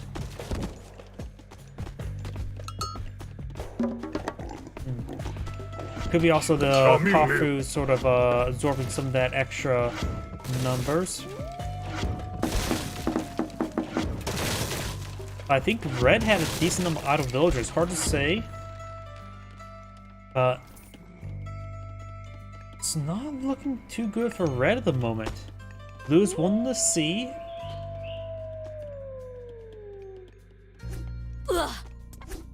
Military campaign established there. Ulfsark does intercept it, and that villager will be hacked apart. Oh, camouflage is something. Looks like the Quillen have been camouflaged, getting a bit of health regen there. I guess the Herseers may have worn way. Blue has a very good number of Herseers, and they passively do generate some favor. Well, I say mass Herseer is always a little bit of a trap.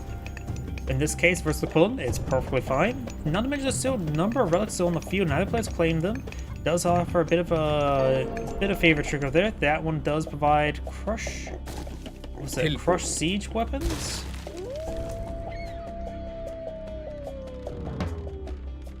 Siege weapons. Do siege ships count as siege weapons? Because that would be very powerful. Guess we'll find out soon enough. At 4.5.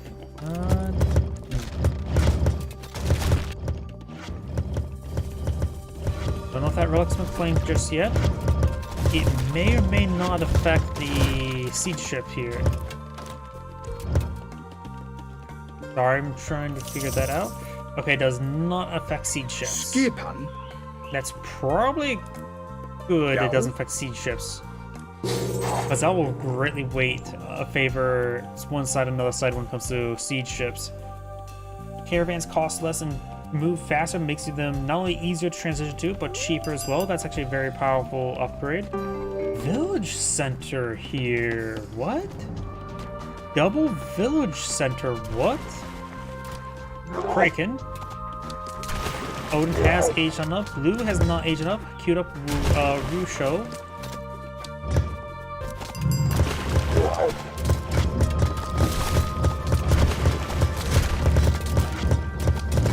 We can also, I'm pretty sure, send trading caravans to village centers as well but I'm sort of surprised Red went for double village center here. That is...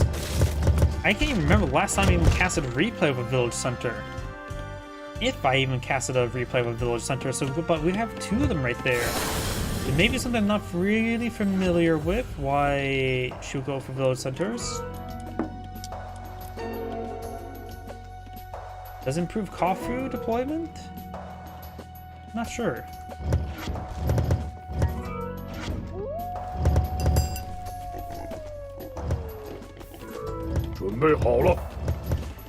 Then build limit 33.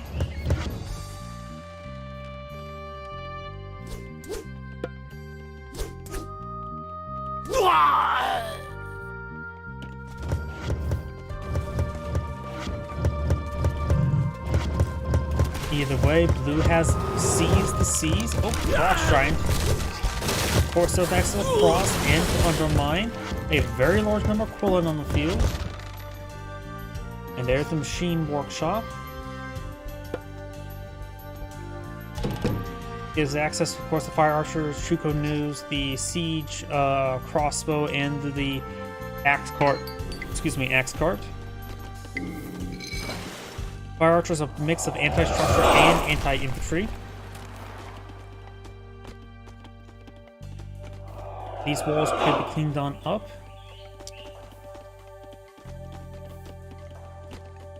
So now we do have 4 villager queues by red.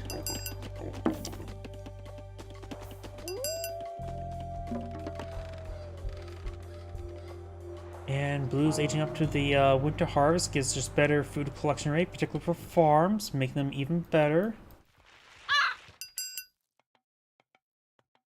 And also immediately queued up Tire to give access to Fenris Wolf Brood and Fimbulwinter. The other upgrades for him would be... Oh, I can't do it because he already queued on up. Raven has been shot down.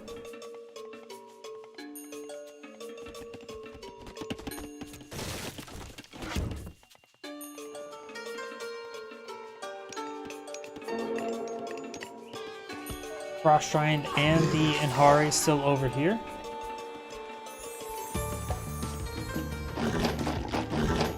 Couple Great Halls trying to be established there. Quillen could try interrupting.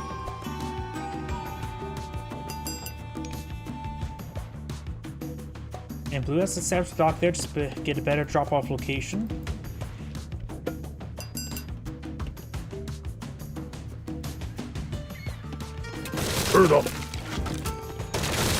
Almost maxed out of what's it called? Offers.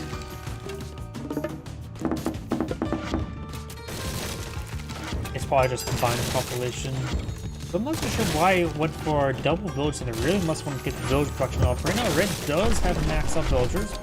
We have now Gong being on the field, which give access to the Quillong, which is a flying water dragon, which may be useful against the Navy. I'm not exactly sure. I rarely ever cast water maps because most times they're just not even played. And here's Asia by blue as well. Give access to Tyre, give back to which is the Fenrir Wolf Brood and the Fimbulwinter. Fimbulwinter summons wolves around town centers. Does it spawn them also around village centers? Guess we'll find out soon enough. Blue could activate it in a big fight there, cause some issues in the back line. These archers are just medium, not even heavy. And we've got the Bahu getting picked apart there. Skiddo.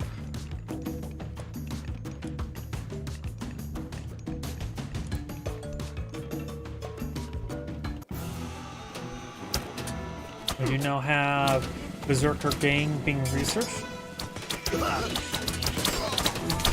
There's Fimbulwinter. Don't see any wolves around the villages per se. Maybe there was, but this is a nice flank of these wolves. Definitely Fee Hounds being summoned as well. Fimbulwinter wolves do offer pretty decent DPS. They're also free and temporary, so might as well use them any way you can get them.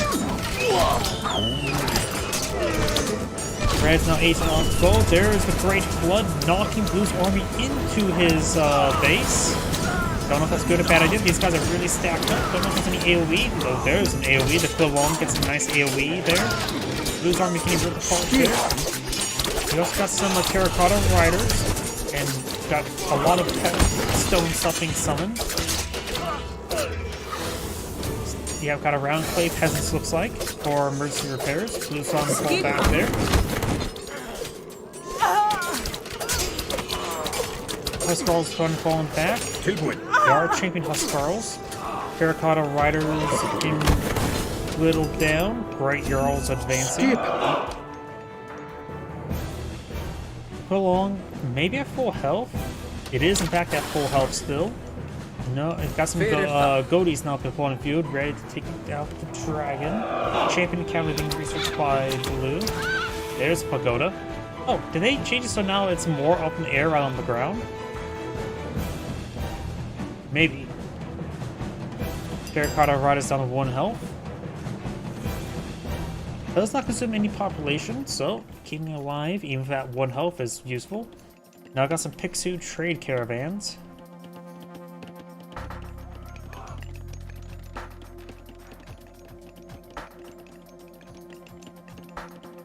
I wonder if they're just better than regular trade caravans. Never compare these two. 3.8. Blue does not have any Ox caravans. Blue has some Halberdiers pulled in the field. Anti-cavalry units. Terracotta Rider does go down. Huskarls, of course, anti... Oh, nice stun there from Pagoda. Huskarls, of course, can counter range units. They have high range armor and bonus them versus range units. Archers don't have too high of health. Jarls, unlike most cavalry, do not have any bonus damage versus range units, but there's good generalist cavalry.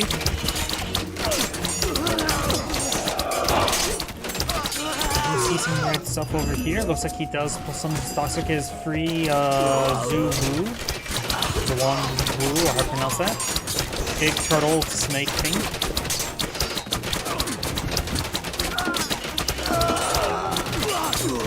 Got some Shukumus now being summoned as well, which are good generalist range unit. And this gold deposit almost cleaned on up there.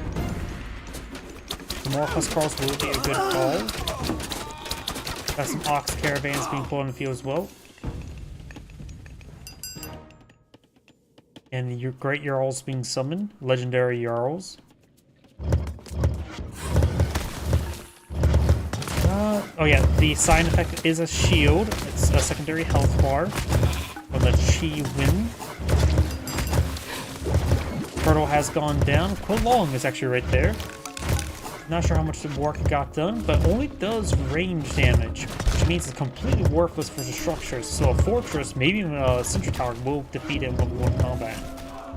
Hammer ship versus hammer ship. Looks like the metal ships are now pretty large. Oh, where's the snowpack coming from? Scalding gives your guys his ability to freeze. Okay. That's interesting. That's a very powerful naval upgrade.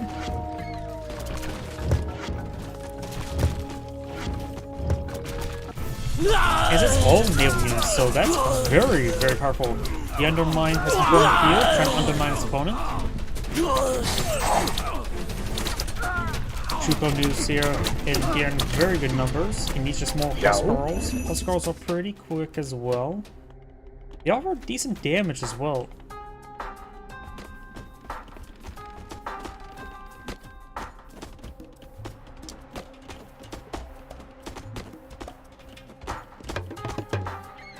Blue's now staff pushing forward with his ships. They do have shipwrights for upgrades.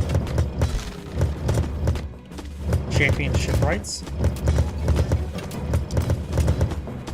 Looks like it only affects the hammer ship when it comes to the freeze effect. The name of the ship there is Dreki. I do not know the name of all of these ships off my head, or any of them. We now have the Jarl's Party 4 for Champion Raiding Cavalry, which will do off the good bonus multiplier versus range units. Tilbúin. Portable battery ram advancing. Já. Raiding cavalry have 50% range armor as opposed to Huskarls 66. Both myth situations should be quite adequate since they also both have legendary upgrades and scales all the other upgrades. Skip. And now you have some ballista being summoned.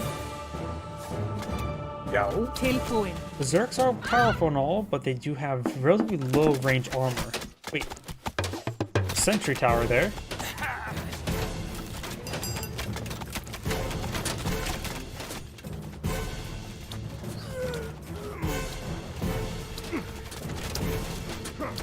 Let's see. These guys are 216, 115. They look like same health or same capability. 119, so they do have higher pickup and drop off rates, so that's the main advantage of them. Very nice. Ballista straightforward.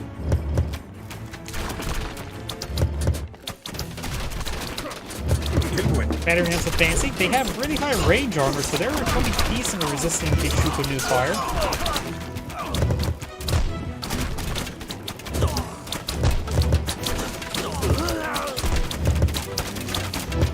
Some damage there with his ballista.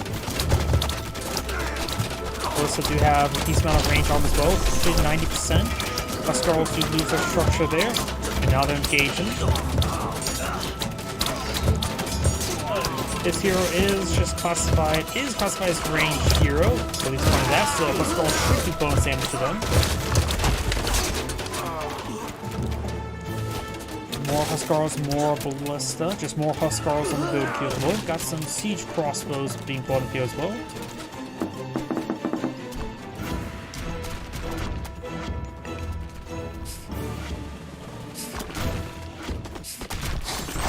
Oh, we got the Jorminger now brought in field. Jormingers are a high DPS smith unit.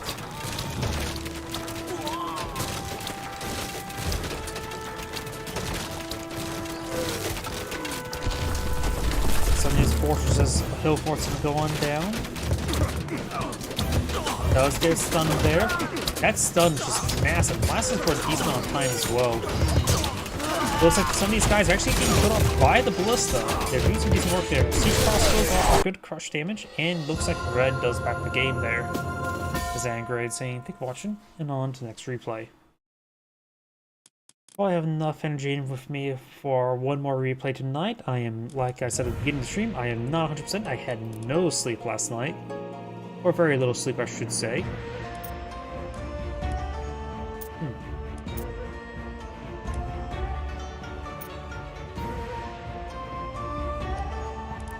A little bit short. Let's try to find... This guy's highly rated. That's why I sort of try to keep an eye on him. But of course, only 8 minutes. We'll just come back that one later if we don't find a decent one down here.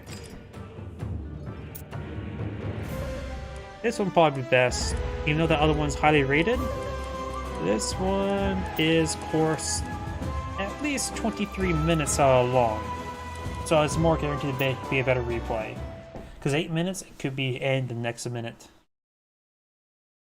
And of course, at 23 minutes, it could end with the next minute as well, but at least it would be 23 minutes. Greetings everyone, and Grade here for another Age Mythology replay. Small bottom left side as the blue set, we got Joey Balds, or Bads. I don't know why I said Balds. On top right side as the red Kronos, we got Flames. So we got both players with a Z at the end. And red would be eyeing to obtain a bunch of Pumbas. You have a bit of Hakuna Matata. What a wonderful phrase. When it comes to relax the map, got Charon's Oval. Villagers get a bit of a rebate upon dying, which is okay. Something you don't really want to make good usage of. Not a great relic, honestly. It's something you should try to avoid making usage of. Walls get plus 10% 10 health regen, which is quite a bit, which can be quite nice. Thunderclaw Sharl. Human soldiers get 5% pierce armor, which is very nice, and also heroes as well. Very useful one there. And Staff of Dionysus gives your village some health regen as well. This one's going to be nice as well, but particularly for Chronos with citizens, so they can stay alive longer. Temple has now been established. We will see Prometheus give access to the Polyphemus.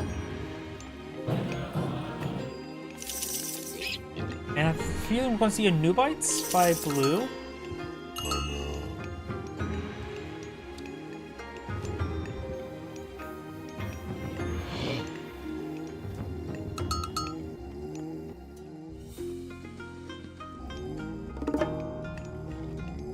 We do have Foth get access to research, give access to Lodgin, and the actually more powerful thing about it is Monkey. Monkey gets shanked. And we do have now the deconstruction there onto the temple there, which will deny the free Lodgin, which are not too good. Boars are set or engaging. They are pretty weak there, so most of the towns are firing away for defense. But the boars are being useful, don't get me wrong. There's age up. Now the boars do get their actual damage of 6, increase the damage by a lot.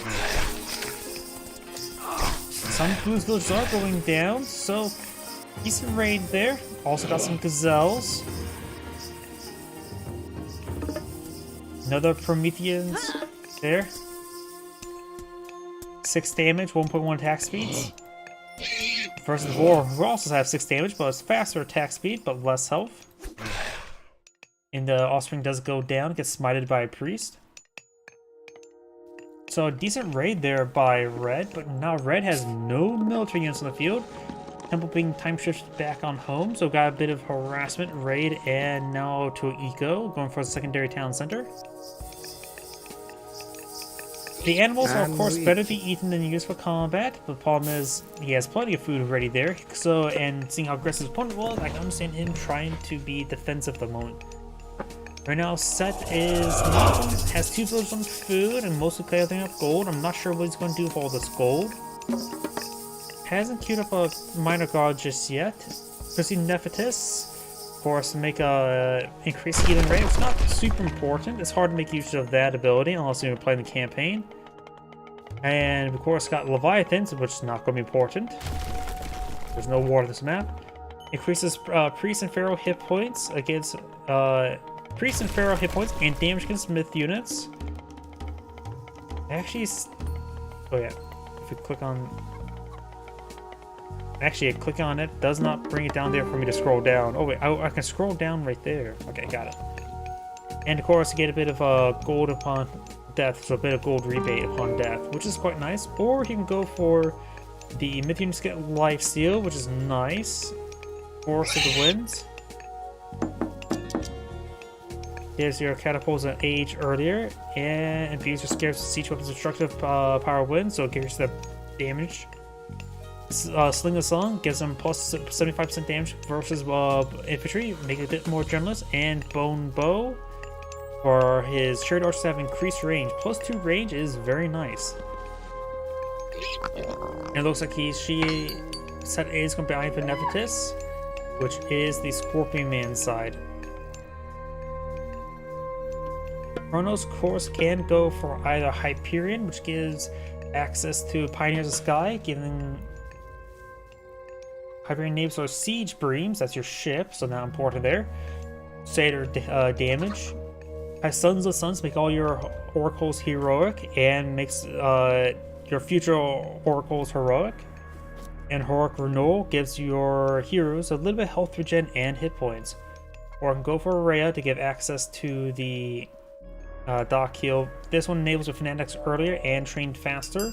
Or Cal can increase their hack armor by 50%. That's a very powerful upgrade in my opinion. Rhea's gift makes it so all your mythological improvements cost 0 favor and gives you a favor rebate of all researched ones. Very nice there. I find Rhea pretty good. Though Sons of Suns is pretty nice as well. Both of them are very good for favor. Here comes some Termos, counter range units. So they do bonus damage for the slingers. However, the Egyptian player can use slingers to counter the Termos.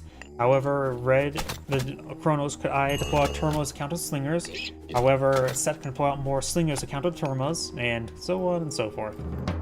Though Spearmen can also do bonus damage with these guys here since they are mounted units. I hear the priest still obtaining more local fauna.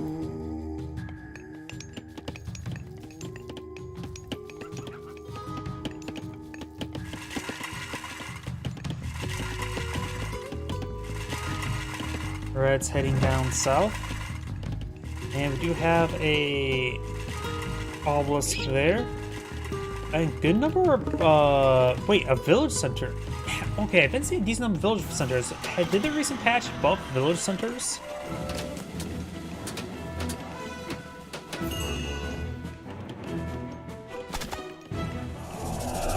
I have not read the recent patch notes, but now this is the second game in a row I see a village center, in which I rarely have ever seen them in previous games. Incredibly rare, I should say. Can Kronos time shift village center?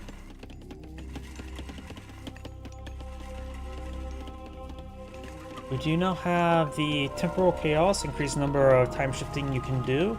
Age up for set, does have access to ancestor god power, and still have access to shifting sands. Definitely more powerful capability of Thoth than the Scorpion or the Wadjet. I hate Wadjets. I think they're absolutely weak and not worth it.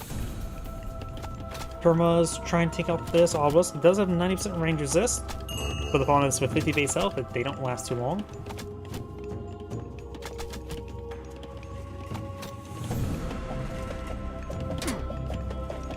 Spearman there. Spearman's straightforward. They are not even medium spearmen. Wadjet firing away. Missing every single time.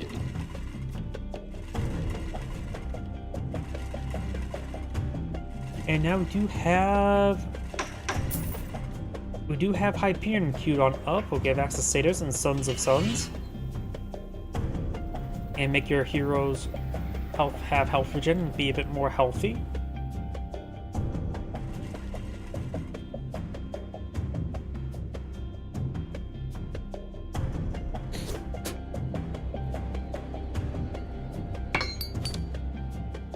Priest takes that damage there. The priest may have a ranged attack, is not classified as a ranged hero though.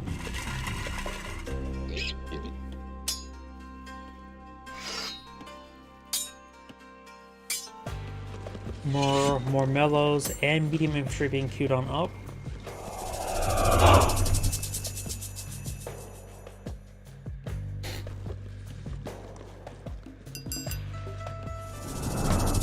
Nice vision there. We'll spot relatively nothing there, but can always be upgraded to have that favor cost reduced down to 0, making it so you can constantly scry on your opponent. Shifting sand.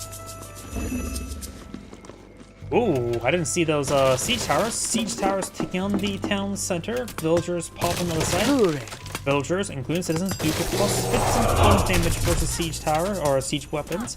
Scorpion Mans does kill off that one citizen. And siege towers do get a nice little pick there. There's one heroic turmoil here. Thing on the manor. Mana goes down, brings in the ancestors. Here comes the rest of the army. Includes some boars. They're not battle boars, and nice chaos there.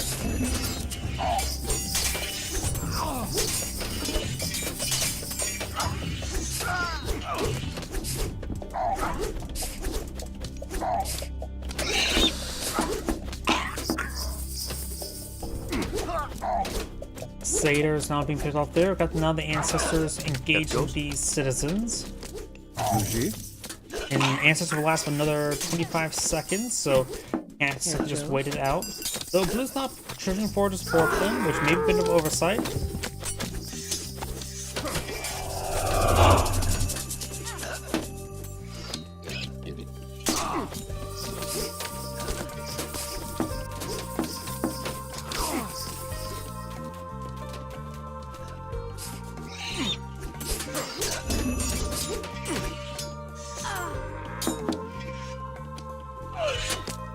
As the base units up here take some damage.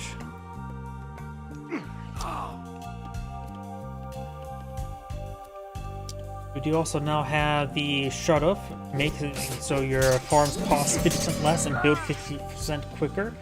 This 50% less just makes it easier to transition to when you need to.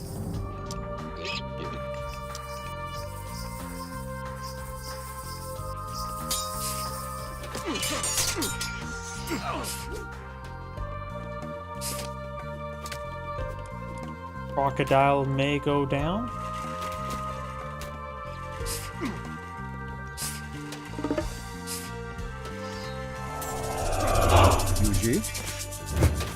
Chase him metal with a bit of valor. Got some cherry plus off being one field. Counter infantry unit there, very nice. And looks like the siege towers will be going on down. Got some axemen being deployed in the field, going from medium axemen and scalloped axes. The metals before they do have a decent number of upgrades onto them, including range armor, but they don't really need that at the moment. This one's not going for many ranged units.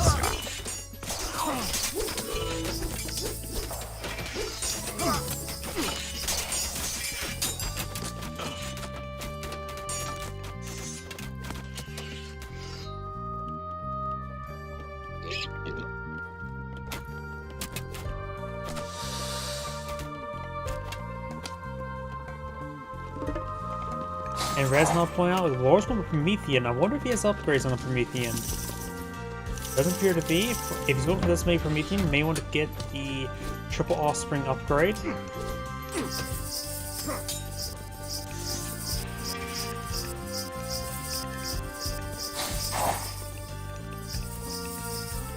Who's falling back, trying to get some health regen there. We'll take a bit of time to get them all healed on up. And Reznov putting on some destroyers, which are good anti-structure unit. They do also have high range armor.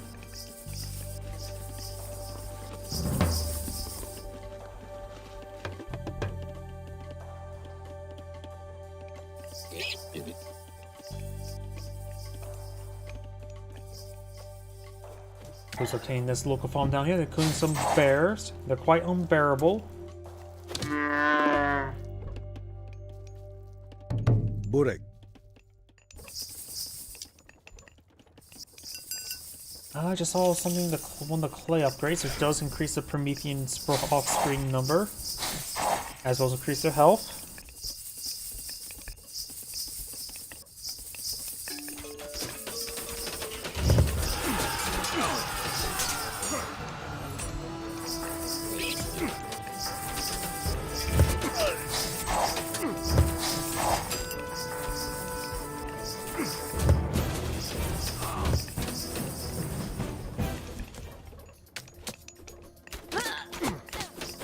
Argus archers taking some damage there from the hill Mughal stronghold.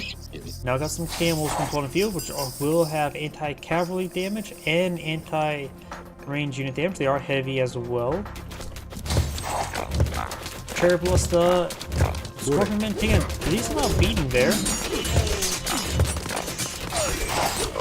It looks like the priests are focused on the Promethean. Got another chaos there.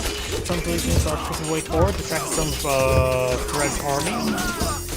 Siege towers have been going straight for the military buildings, able to knock around this force a little bit.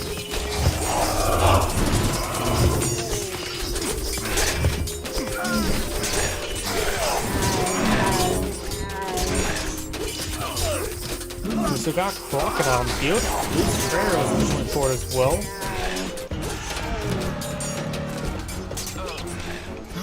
More axemen creeping its way forward.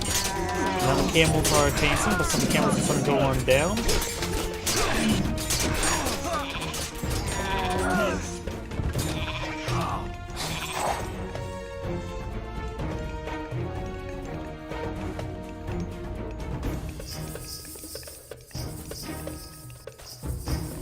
More Scorpion being queued on up by Blue, as well as more Axemen and Camel Riders. We got Thought being queued on up, give access to the Phoenix.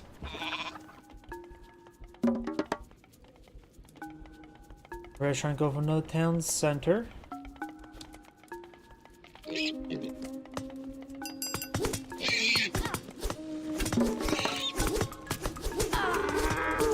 Citizens will go down, giving blue a nice villager advantage. Does take out that town center.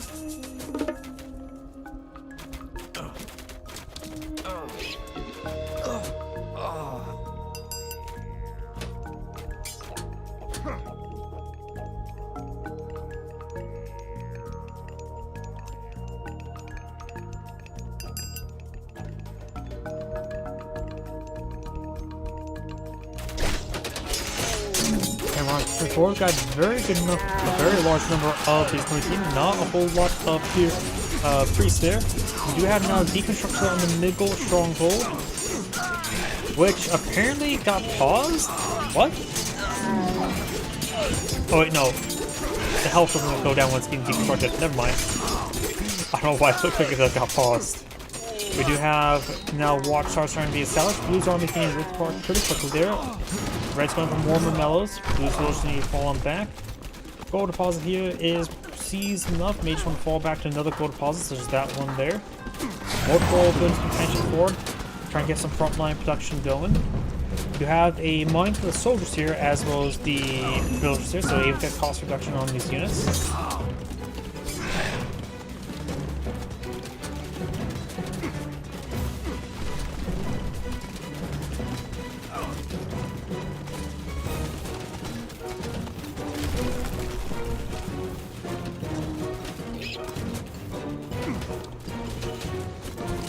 Now the heavy axemen trying to engage these forces. Need some more priests in the region. Got priests being queued on up. Also queuing up the hands of Pharaoh.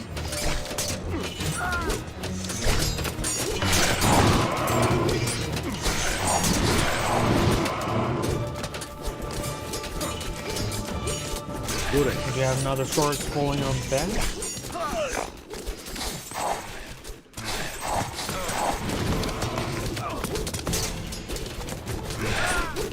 Promethean offspring trying to fall on back. And now got time-shifted palace being put forward. Plug them forward, destroy your production.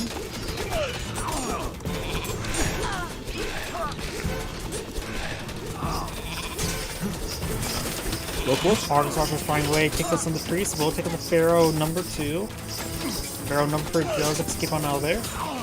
We've got the siege tower trying to head forward to hit that palace there. Got the axemen engaging the destroyers as well as the Promethean.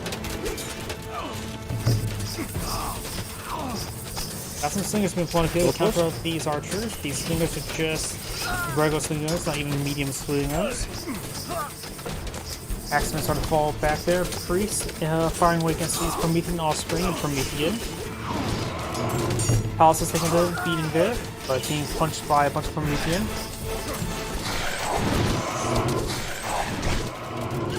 Argus Archers firing away. Siege Tower engaging the palace now. Priests are able to get out enough numbers to start taking out these Promethean. Argus Archers, however, in good numbers. Slingers firing away. Gaz get inside the village center purposefully with the Slingers.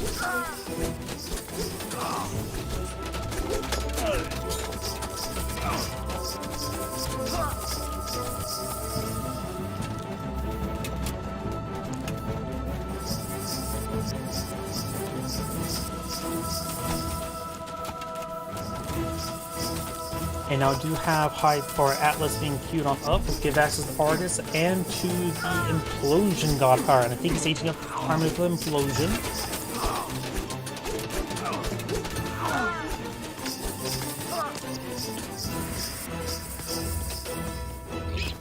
Siege towers were actually used for a bit of range damage there.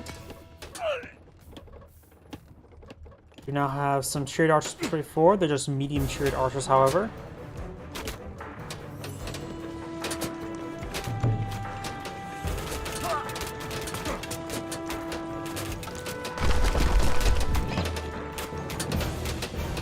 Siege towers have 3 damage with 3 arrows, so they have 9 damage. Dead. They use attack speed, so they're actually not half bad compared to Argus Archers. So siege towers can actually be used against these Argus Archers at a reasonable degree. They'll destroy that structure. Miggle stronghold is being deconstructed now. Yuji?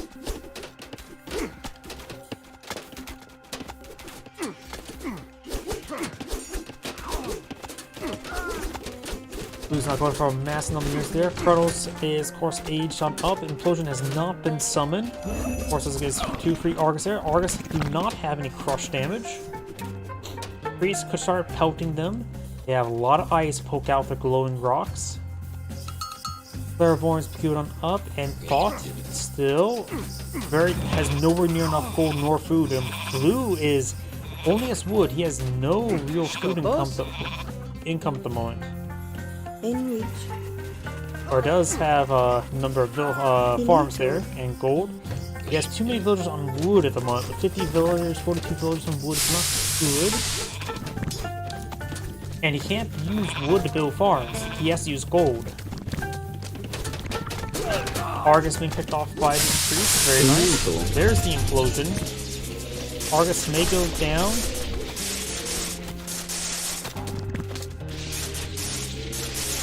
The priest do get sucked on in.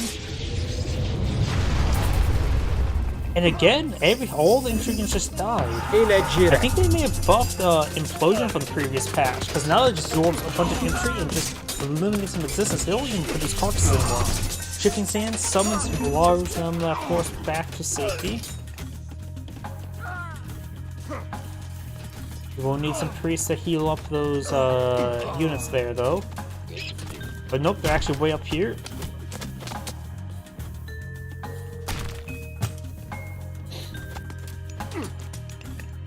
Fanatics will start ripping apart these villagers. I got a forward watchtower being established. Nice bit of counterattack there by Blue. No relics inside this temple.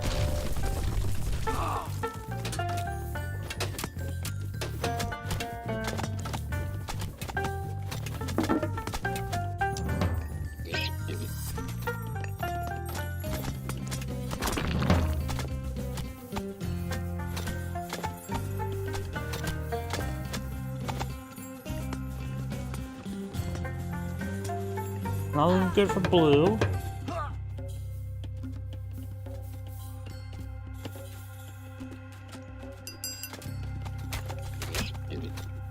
Blue's trying to go for more slingers. He needs more gold. He needs more food. Looks like he's out of gold miners. And has trouble obtaining more gold. This is probably the best gold deposit he should start eyeing. It's filled up with gold and somewhat can be obtained. All the other ones just simply somewhat out of his reach.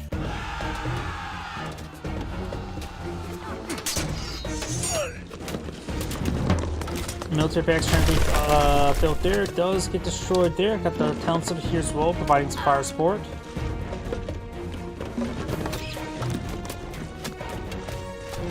You now have another mid-gold stronghold being pulled in the field. Trade archers straight forward. Brad just bringing a big, large army, including some incendiary arrows.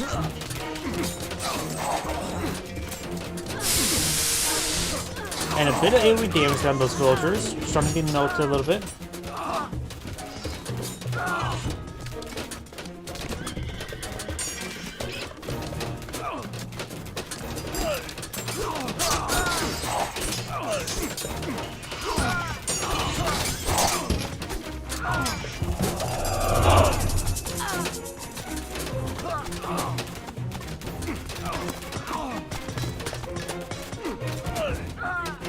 Got a good number of nickel strong holds here for defense.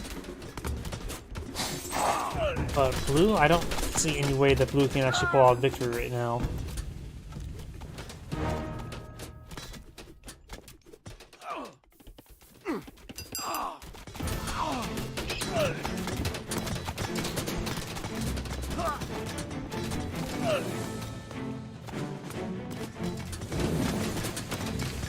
Fire siphons firing away.